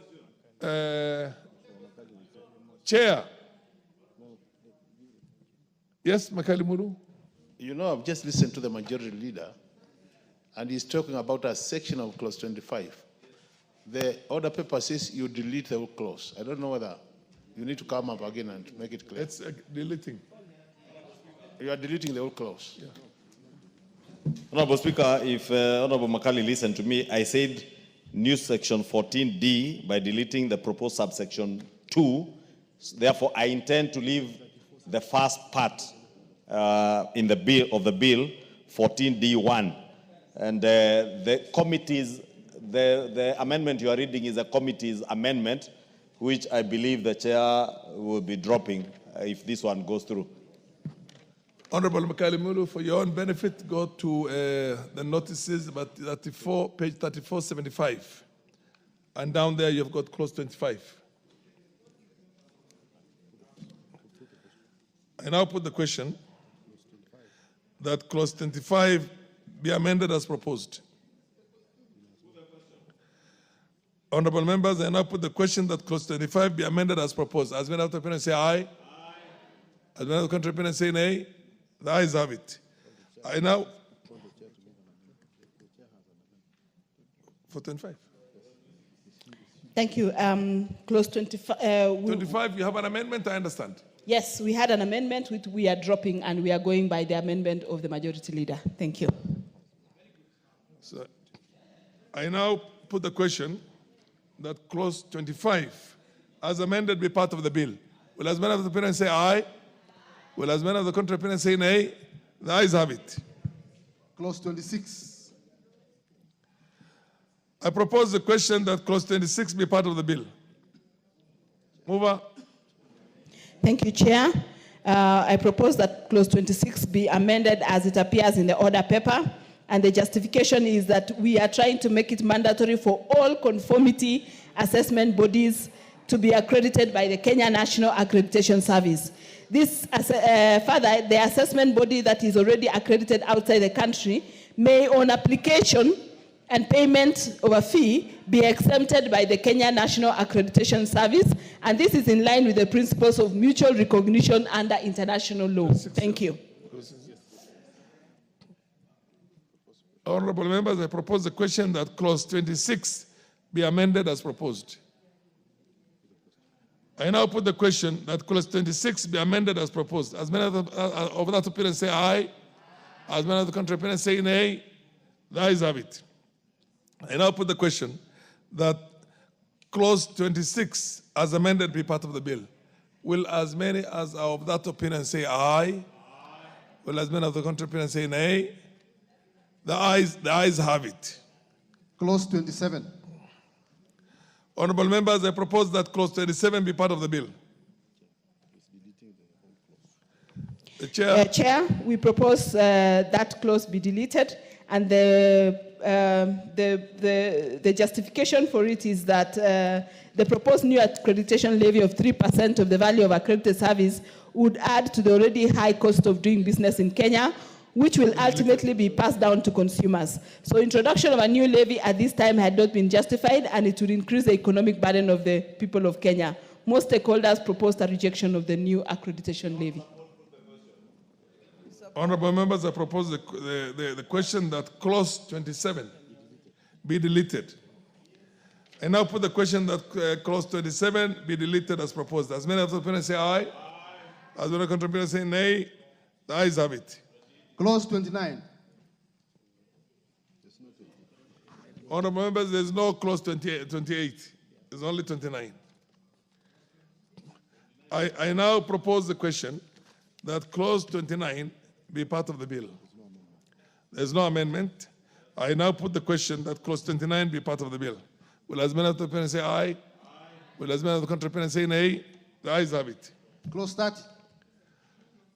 I propose the question that clause 30 be amended, be part of the bill. I propose the question that clause 30 be part of the bill. Chair. Thank you, Chair. We propose that clause 30 be amended as it appears in the order paper, and the justification is that this amendment seeks to rearrange the proposal because it is misplaced in the bill. The committee also proposes to remove the proposal that the Cabinet Secretary shall set minimum acreage of land in the special economic zones, as it lacks merit and is outdated because in the current digital era and with technological advancements, the activities that may be done in some special economic zones, for example, science and technology parks or ICT parks, may not necessarily require large tracts of land to operate. The honorable members, I propose the question that clause 30 be amended as proposed. I put the question that clause 30 be amended as proposed. As many of the opponents say aye. Aye. As many of the contrary opponents say nay. The ayes have it. 31. Honorable members, I now put the question that clause 30 as amended be part of the bill. Will as many of the opponents say aye? Aye. As many of the contrary opponents say nay. The ayes have it. Clause 31. Honorable members, I propose that clause 31 be part of the bill. I now put the question that clause 31 be part of the bill. As many of the opinion say aye. Aye. As many of the contrary opinion say nay. The ayes have it. Clause 32. Honorable members, I propose that, that clause 32 be part of the bill. Thank you, Chair. We propose that clause 32 be amended as it appears in the order paper, and the justification is to retain the existing provisions under which it is the Cabinet Secretary who suspends or cancels licenses for special economic zone developers based on the recommendations of the authority.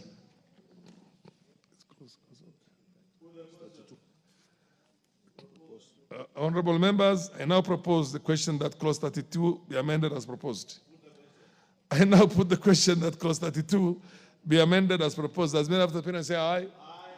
As many of the contrary opinion say nay. The ayes have it. I now put the question that clause 32 be as amended be part of the bill. Will as many of the opinion say aye? Aye. As many of the contrary opinion say nay? The ayes have it. Clauses 33 and 34.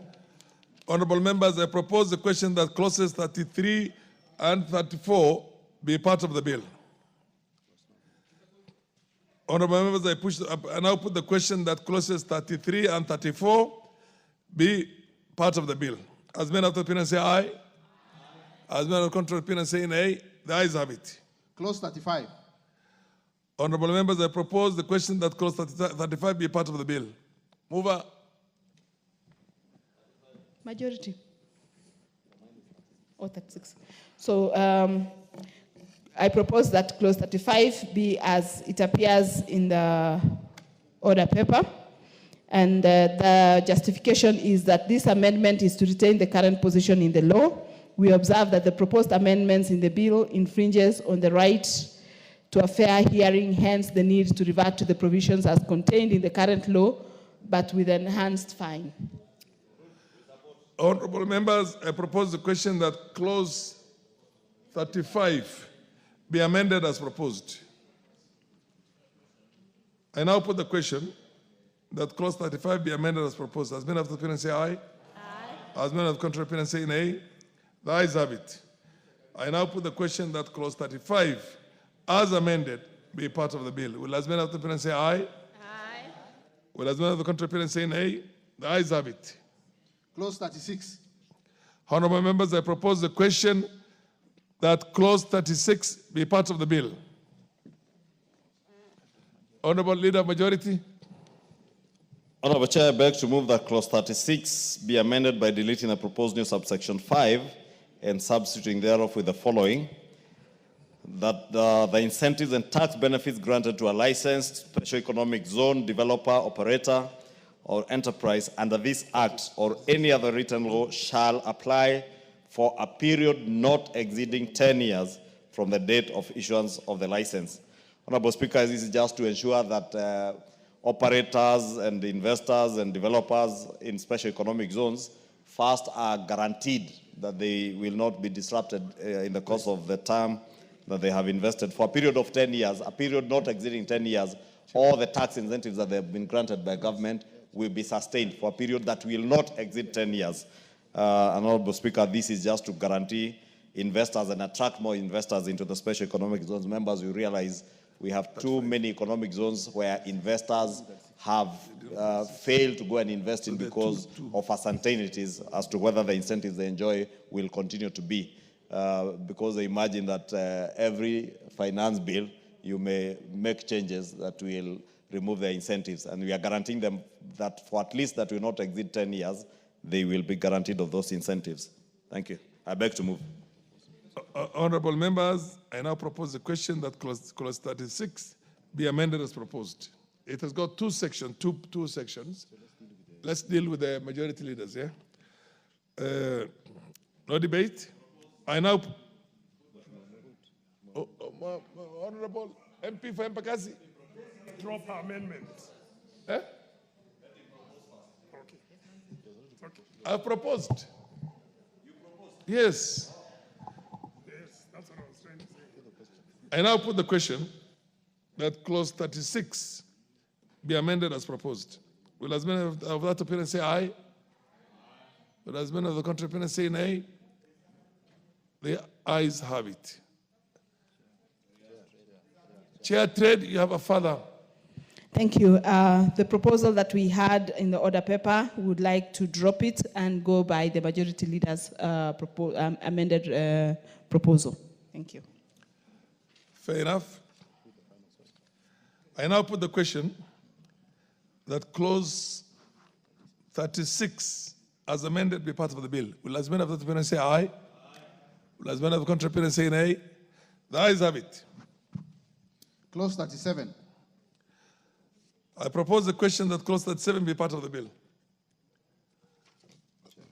Chair, Thank you, proceed. Chair. Chair, proceed. We propose that clause 37 be amended as it appears in the order paper, and the justification for this is to enhance clarity and take care of interests of patents, industrial designs and utility models and right holders so that their rights are not arbitrarily transferred through purchase or selling. And this is especially for MSMEs. Thank you.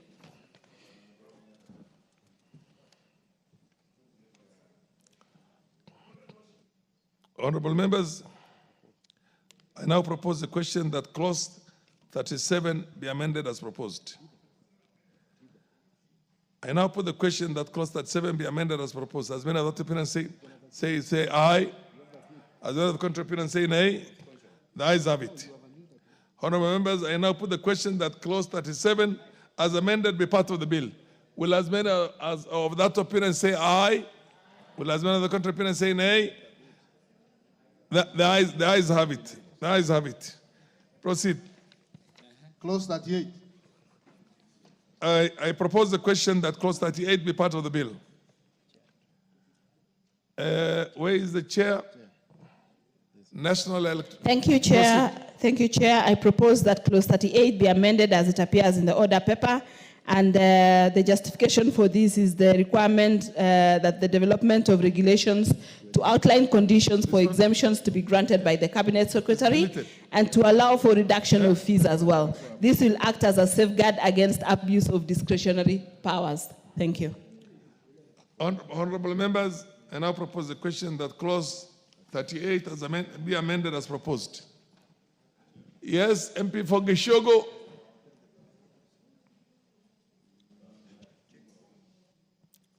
Chair, I support because that gives some clarity because any changes can only come through regulations. The initial amendments were quiet and it was not clear that any regulations would be required. In this case, we are requiring that regulations must be done for them to be able to give instances and how much should be charged. Fair enough. I now propose the honorable members, I now put the question that clause 38 be amended as proposed. As many as of that opinion say aye.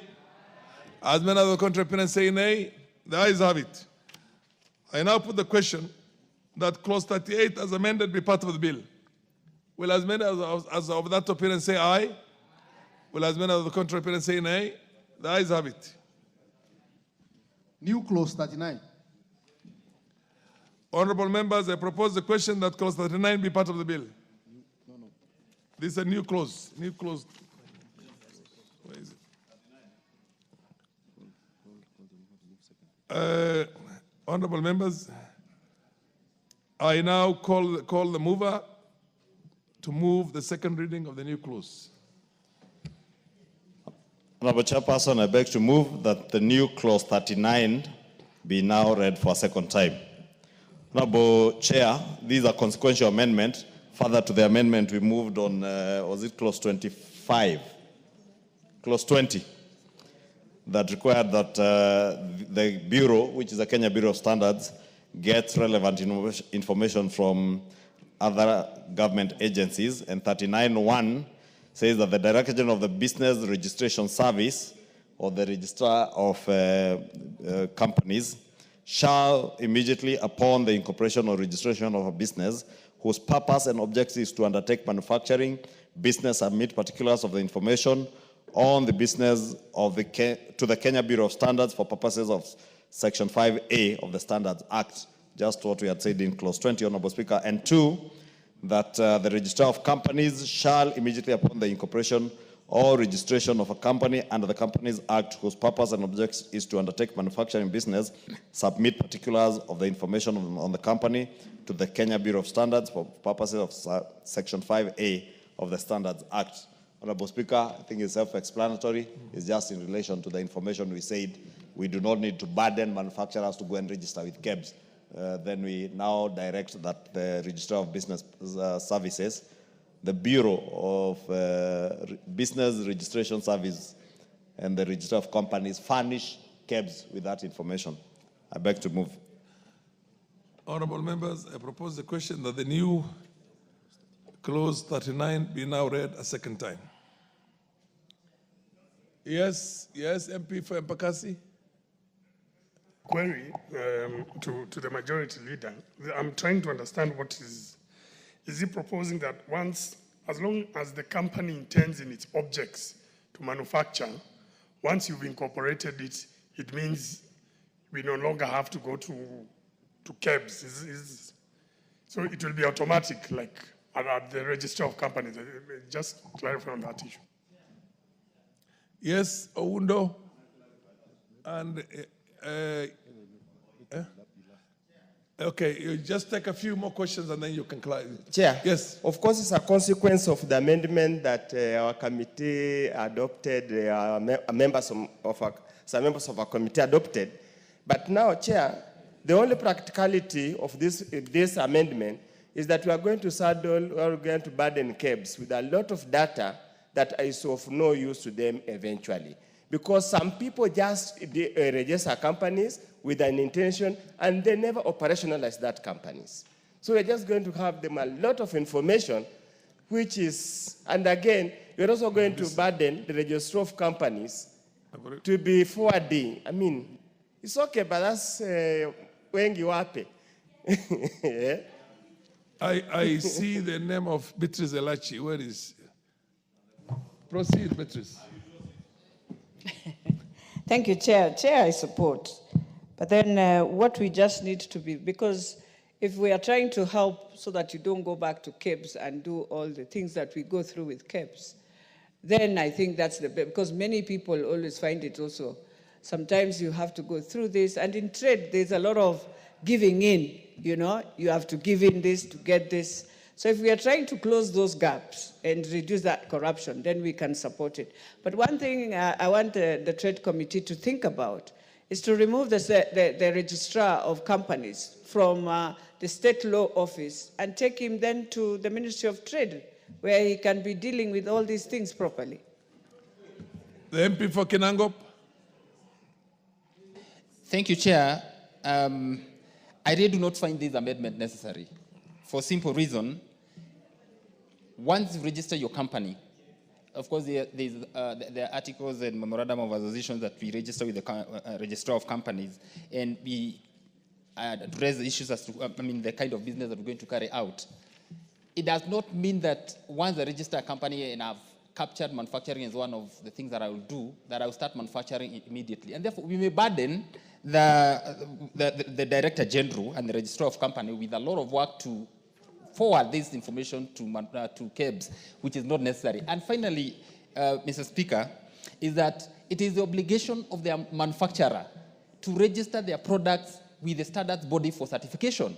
And therefore, I don't see as if we're making it easy for business people by obligating the Director General and the Registrar of Companies to forward this information to the KEBS body. And therefore, I think this amendment or this addition is unnecessary. Majority Leader, I don't see any further interest. Can you then clarify? Or you're too busy? Thank you. No, I was explaining to the member for Madeira the question that Honorable Mwenje had asked, and it's indeed true. That is exactly the intention.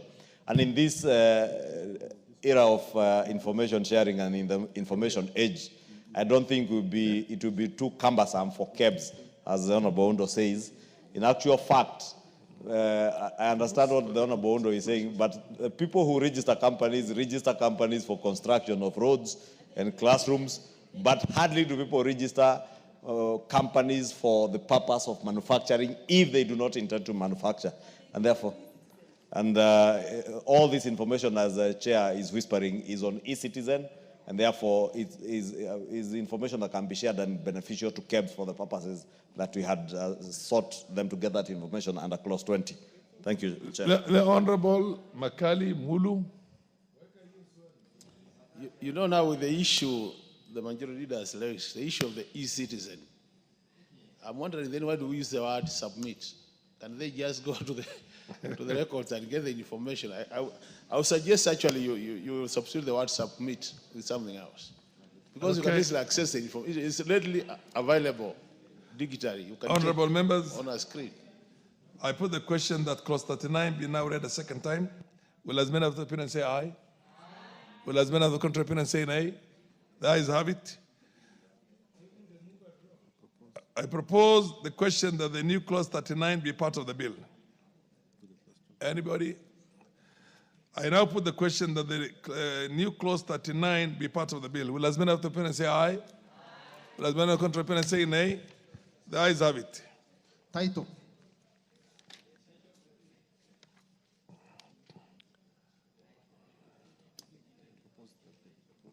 Okay. Honorable members, I propose that the title be the title of the bill. Nobody? Honorable members, I now put the question that the title be the title of the bill. Will as many of the opinion say aye? Will as many of the contrary opinion say nay? The ayes have it. Clause 1.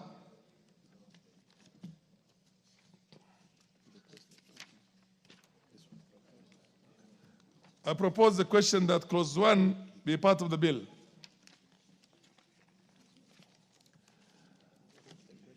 I now put the question that clause 1 be part of the bill. Will as many of the opinion say aye?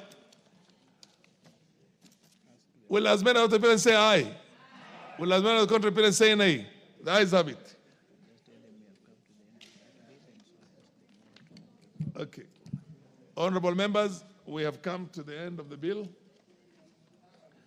And I ask the mover of the bill to move reporting.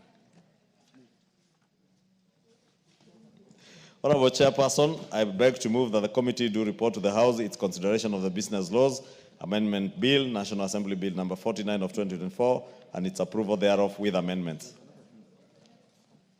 There's another bill.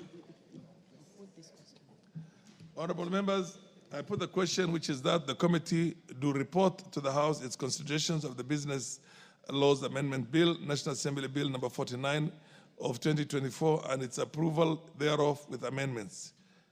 Will as many of the opinion say aye? Will as many of the contrary opinion say nay? The ayes have it.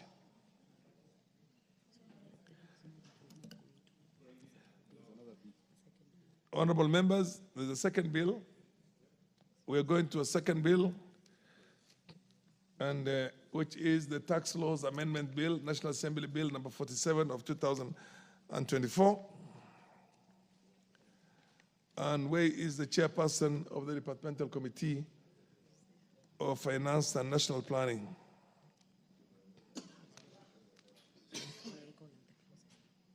Okay. You call. Provisions relating to the Income Tax Act, Clause 3. Honorable members, I propose the question that Clause 3 be part of the bill. Chairman, Chairperson, with amendments.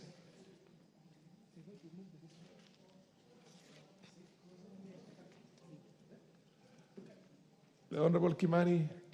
No, you know, Chair, the syllabus is running very fast. So we are on tax law amendment bill, clause 2. Honorable Chair, beg to move that clause 2 be amended as per the order paper. This amendment is seeking to align the deletion of wife's employment income in clause 2.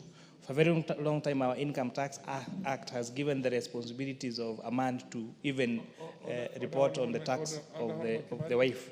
You are doing the clause 2, which is the definition of the bills. You should start with clause 3. Yeah, we'll come back to clause 2 at the end of it. So I propose the question that clause 2 clause 3 be part of the bill. Proceed now. Yes, Honorable Chair, I beg to move that clause 3 be amended as per the order paper. This amendment is seeking to exclude grants issued to public officers from the purpose of performing official duties from the meaning of gains or profits for the purpose of assessment of income tax, provided in Section 5 of the Income Tax Act.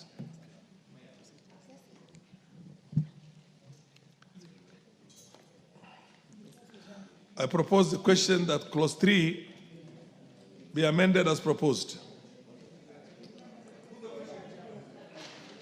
Honorable members, I now put the question that clause 3 be amended as proposed. As many of the parents say aye.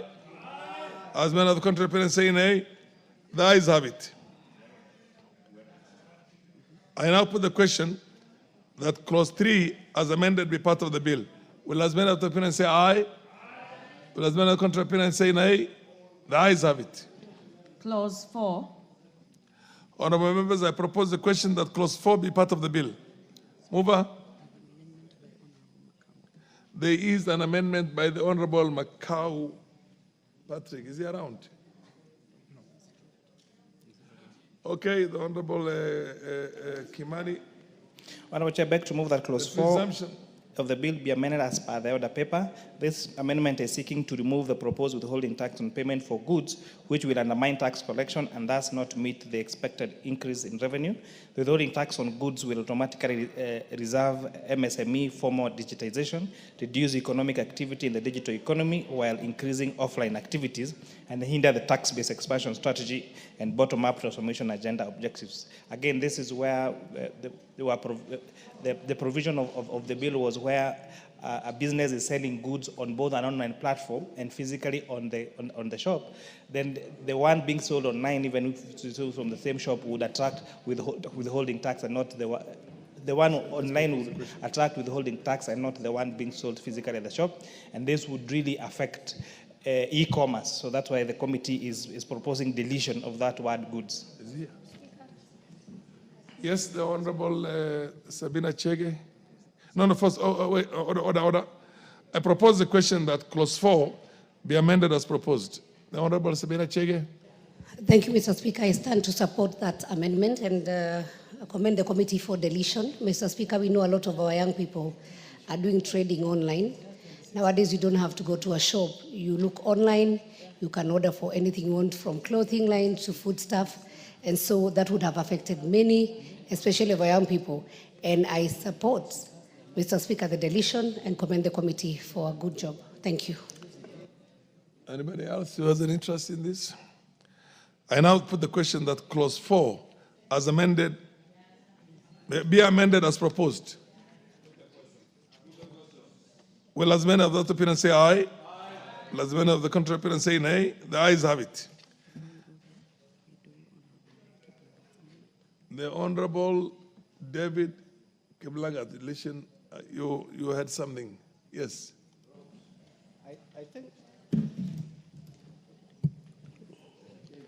I think it's on clause 25. Unless I don't know, I'm moving right away. Deletion of items and imported. Chair, it's on clause 25. It was wrongly numbered, you are right. It says it's the deletion of items on imported ceramic sinks and imported ceramic flags. Okay. Now I'll go straight to the question, I put the question now. I now put the question that clause 4, as amended, be part of the bill. Will as many of the opponents say aye? Will as many of the contrary opponents say nay? The ayes have it. Clause 5. Clause 5. Honourable members, I propose the question that clause 5 be part of the bill. Chairperson, Finance. Honourable Chair, I beg to move that clause 5 be amended as per the order paper. This is providing for, the amendment is seeking to set a threshold for the non-resident person liable to pay the significant economic presence tax in Kenya. And this, we are setting the definition of what that significant economic presence is to an institution or a company that has a business that have a turnover of 5 million shillings a year. And the reason why we picked on 5 million is because that is also the VAT threshold. So trying to be consistent and like what we did on tax procedures amendment bill in the morning, where we are exempting now MSMEs that have threshold of below 5 million, which is a VAT threshold, and the same thing here for significant economic presence. I propose the question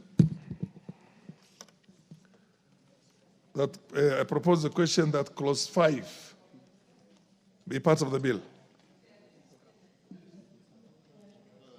Honorable members, I propose the question that clause 5 be amended as proposed. I now put the question that clause 5 be amended as proposed. As many as the opinion say aye. As many as the contrary opinion say nay. The ayes have it. I put the question that clause 5 as amended be part of the bill. Will as many as the opinion say aye? Will as many as the contrary opinion say nay? The ayes have it. Clauses 6, 7, 8, 9, 10, 11, and 12. Honorable members, I propose the question that clauses 6, 7, 8, 9, 10, 11, and 12 be part of the bill. Honorable members, I now put the question that clauses 6, 7, 8, 9, 10, 11, and 12 be part of the bill. Will as many as the opinion say aye? Will as many as of the contrary opinion say nay? The ayes have it. Clause 13. Honorable members, I propose the question that clause 13 be part of the bill. Mover? Yeah.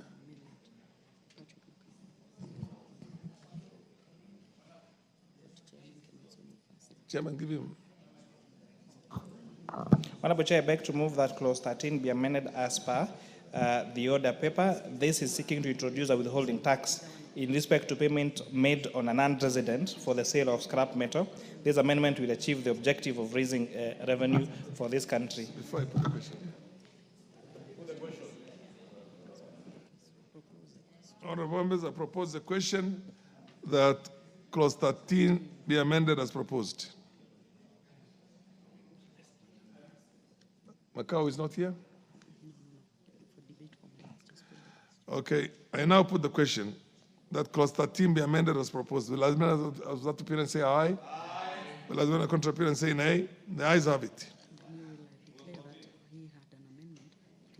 Yeah, the Honorable Macau, Patrick Macau, had an amendment, but because he's not around, and the amendment is dropped. Honorable members, I now put the question that clause 13 as amended be part of the bill. Will as many of that opinion say aye? Will as many of the contrary opinion say nay? The ayes have it. Clause 14. Honorable members, I propose the question that clause 14 be part of the bill. Chair. Honorable Chair, I beg to move that clause 14 be amended as per the order paper. This amendment is seeking to do three things. To remove the exemption from tax of income of a registered family trust. This amendment will achieve the objective of raising revenue of the country. To retain the exemption from tax of capital gains relating to the transfer of any title of immovable property to a family trust.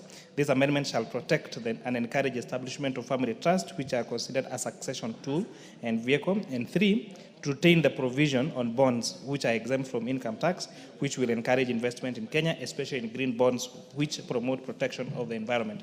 So this is where we are deleting the proposed withholding tax on infrastructure bonds. We are also deleting the proposed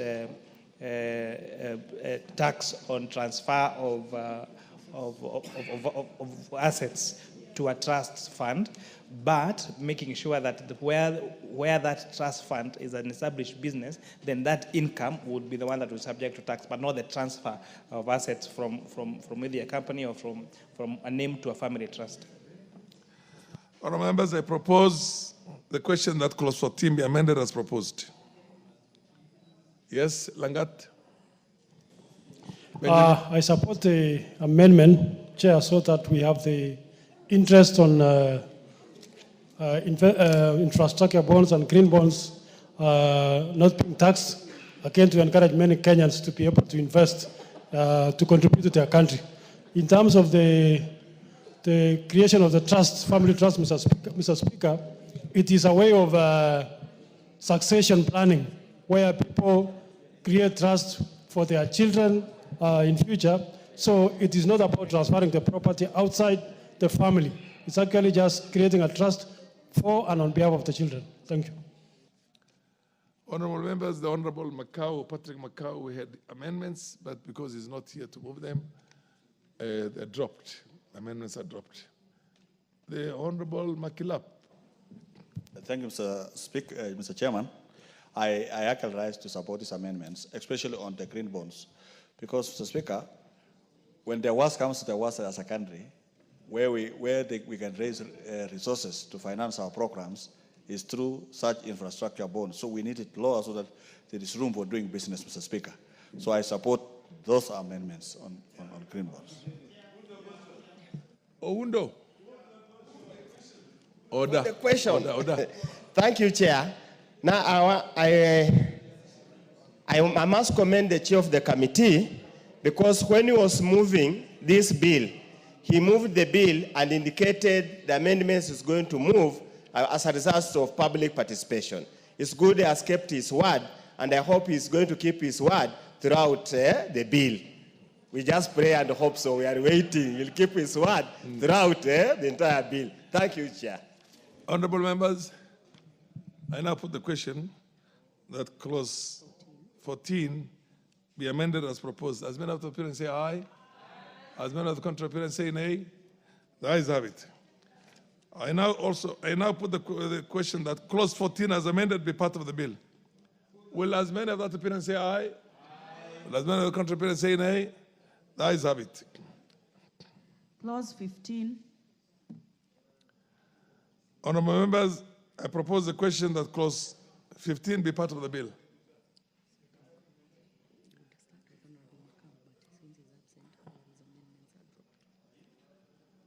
The Honorable Patrick Macau had how many amendments? He had 1, 2, 4 amendments.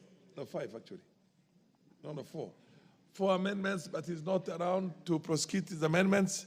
Those amendments are dropped. So, Chairman, proceed. You have an amendment yourself. Yes, Honorable Chair, beg to move that clause 14 be amended as per the order paper. This amendment 15 is amended as per the order paper.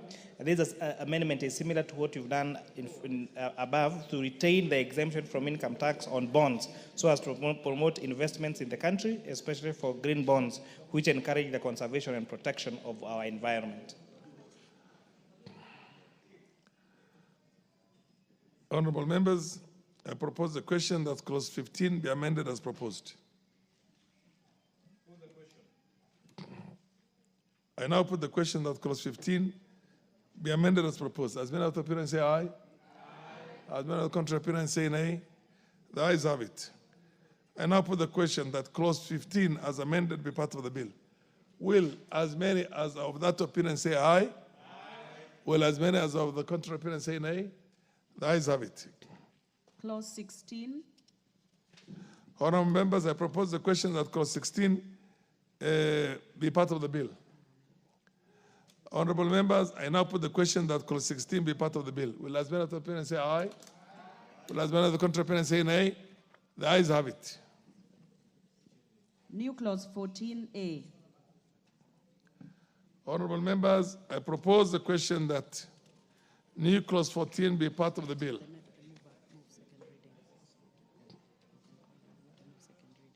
Be part of the bill. The mover,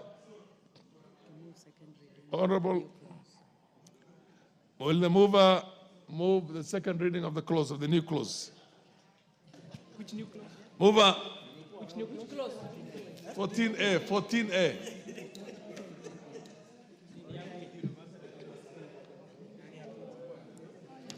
Honorable Chair, I beg to move that new clause 14A be now read a second time. This amendment is seeking to reduce the cumulative investment value from 3 billion shillings to 1 billion shillings for investment deduction at 100%.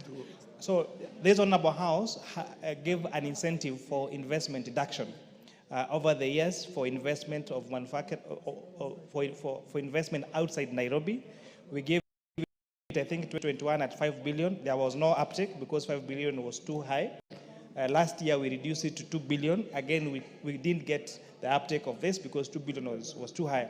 And so the public participation, they told us that if we reduce it to 1 billion shillings, then at least we're going to get investors who would be willing to set up manufacturing and businesses worth at least 1 billion shillings outside Nairobi so that we can decongest businesses to operating in Nairobi so that they can operate in our counties and our constituencies. Honorable members, I propose the question that the new clause 14A be now read a second time. Yes, Sabina Chege.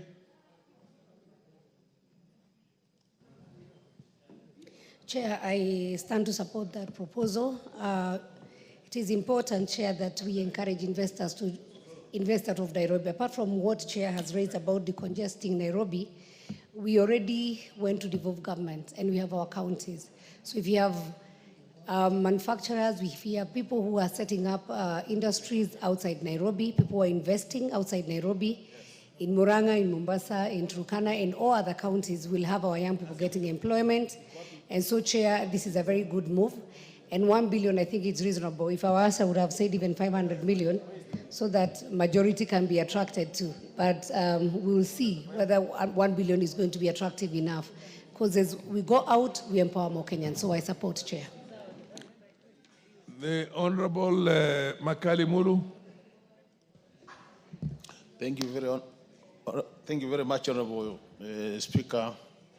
Honorable Speaker, I want to support this amendment also, or this new clause, because as it has been said, Honorable Speaker, it will assist manufacturing to go down to the ground. I'm very interested in particular my own county, Kukitui. We'd want to see more companies coming down and investing there. So this figure of 1 billion seems reasonable. I support. The Honorable Oundo.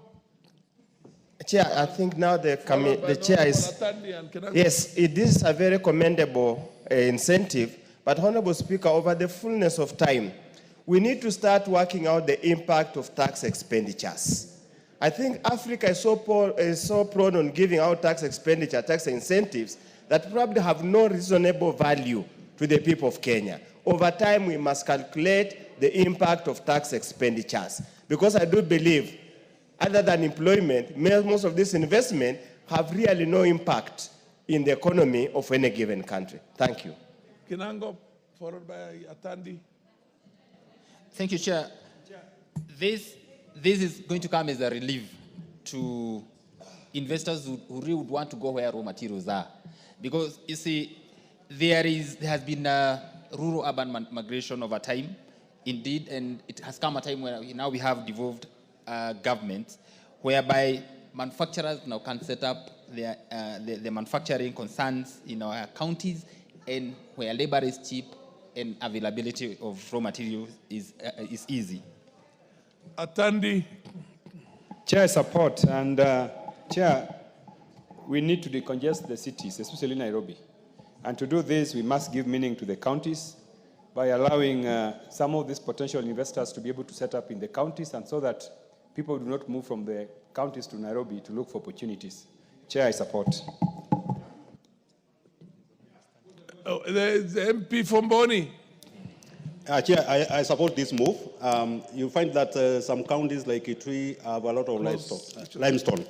And some of these cement factories are going to Kitui to collect that raw material to come to Nairobi to process it. So this is a very good move for the companies to move to the rural areas. Thank you very much. Honorable members, I put the question that clause 14A be now read a second time. Will as many of the parents say aye? Aye. Will as many of the contrary parents say nay? The ayes have it. Honorable members, I propose the question that new clause 14A be part of the bill. Okay. I now put the question that new clause 14A be part of the bill. Will as many of the parents say aye? Will as many of the contrary parents say nay? The ayes have it. Clause 2. Honorable members, I propose the question that clause 2 be part of the bill. Chairman.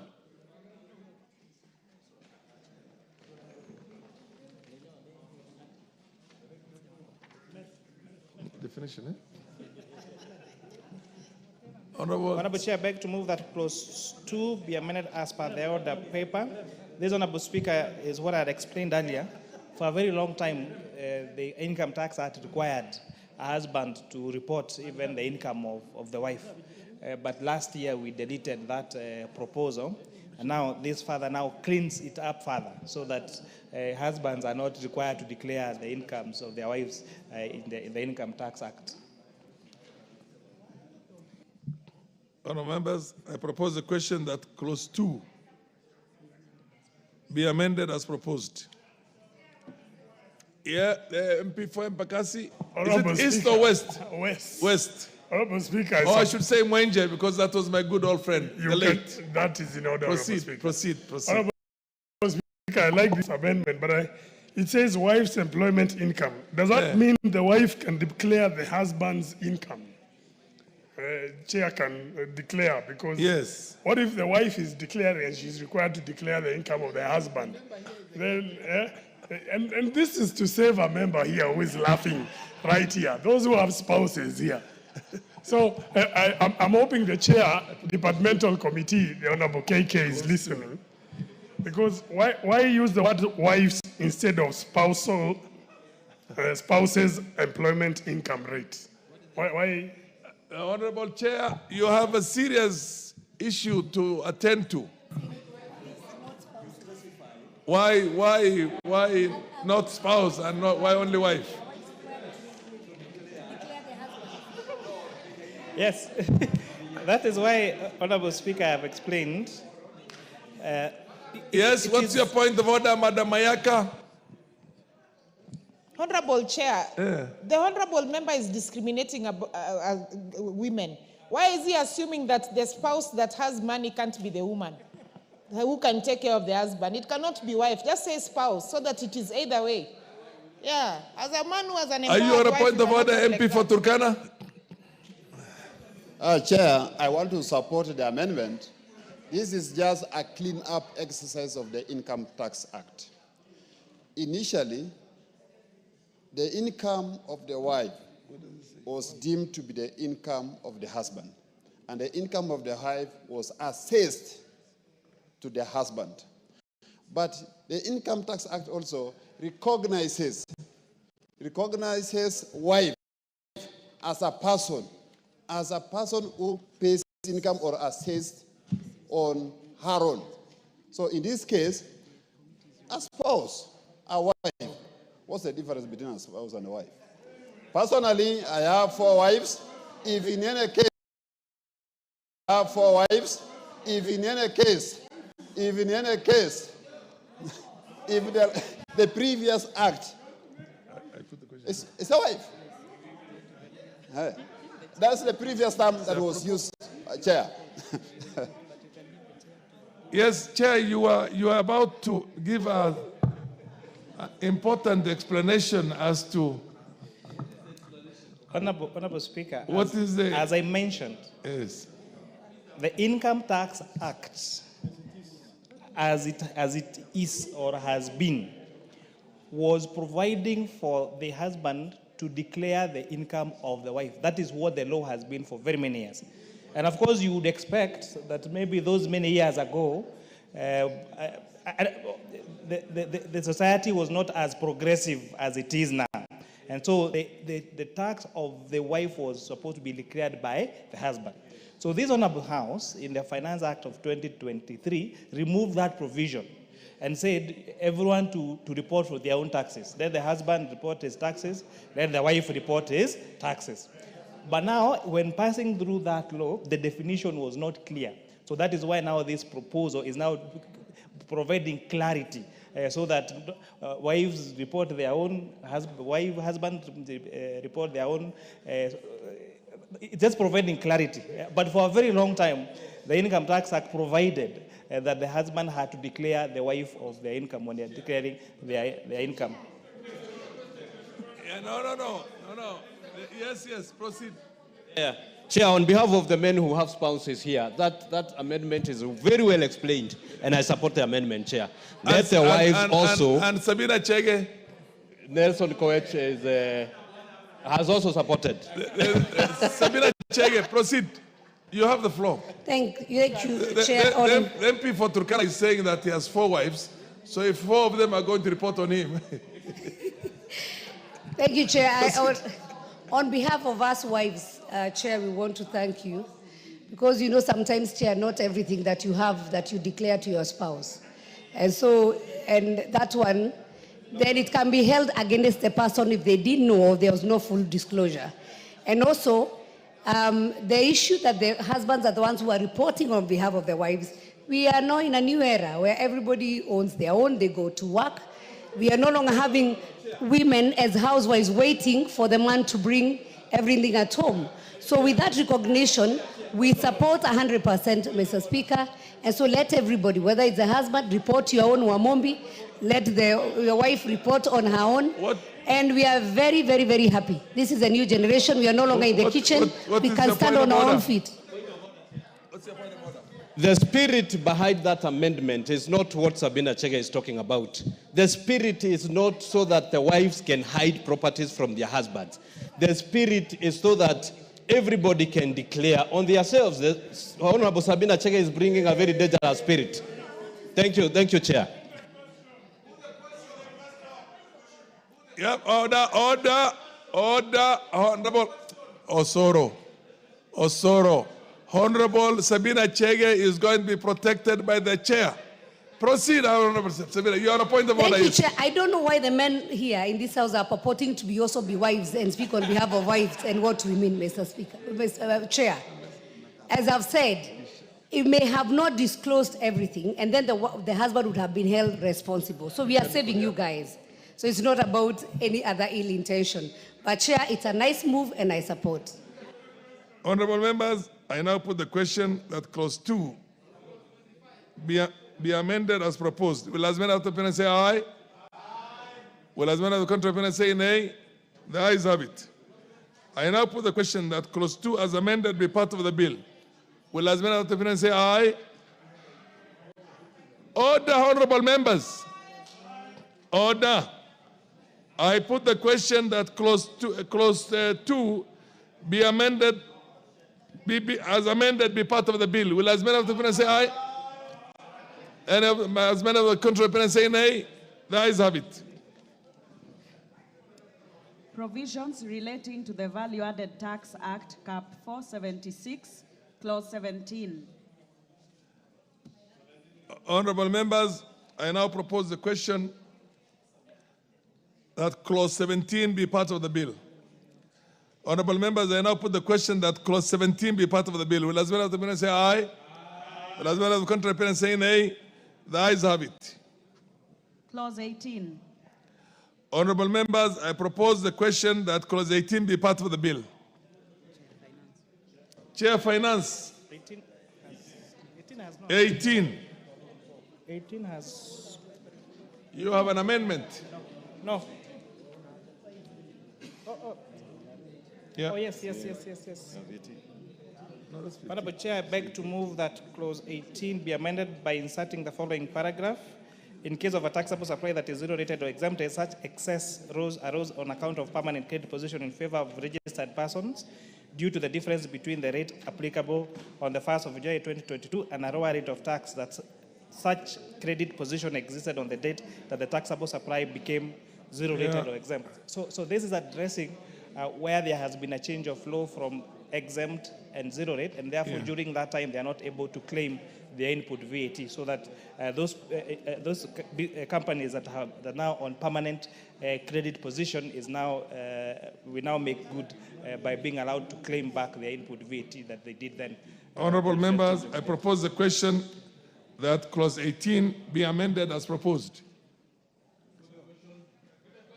Honorable members, I now put the question that clause 18 be amended as proposed. As many of the opinion say aye. As many of the contrary opinion say nay. The ayes have it. Honorable members, I now put the question that clause 18 as amended be part of the bill. Will as many of the opinion say aye? Will as many of the contrary opinion say nay? The ayes have it. Clause 19. Honorable members, I now propose the question that clause 19 be part of the bill. I now put the question that clause 19 be part of the bill. Will as many as are of that opinion say aye? Will as many as of the contrary opinion say nay? The ayes have it. Clause 20. Honorable members, I now propose a question that clause 20 be part of the bill. Honorable Chair, I propose that clause 20 be amended as per the order paper. Honorable Speaker, this is now where the committee, after public participation, is disagreeing with the National Treasury on moving these items from being exempt to standard rate. And these items are aeroplanes and other aircrafts. We have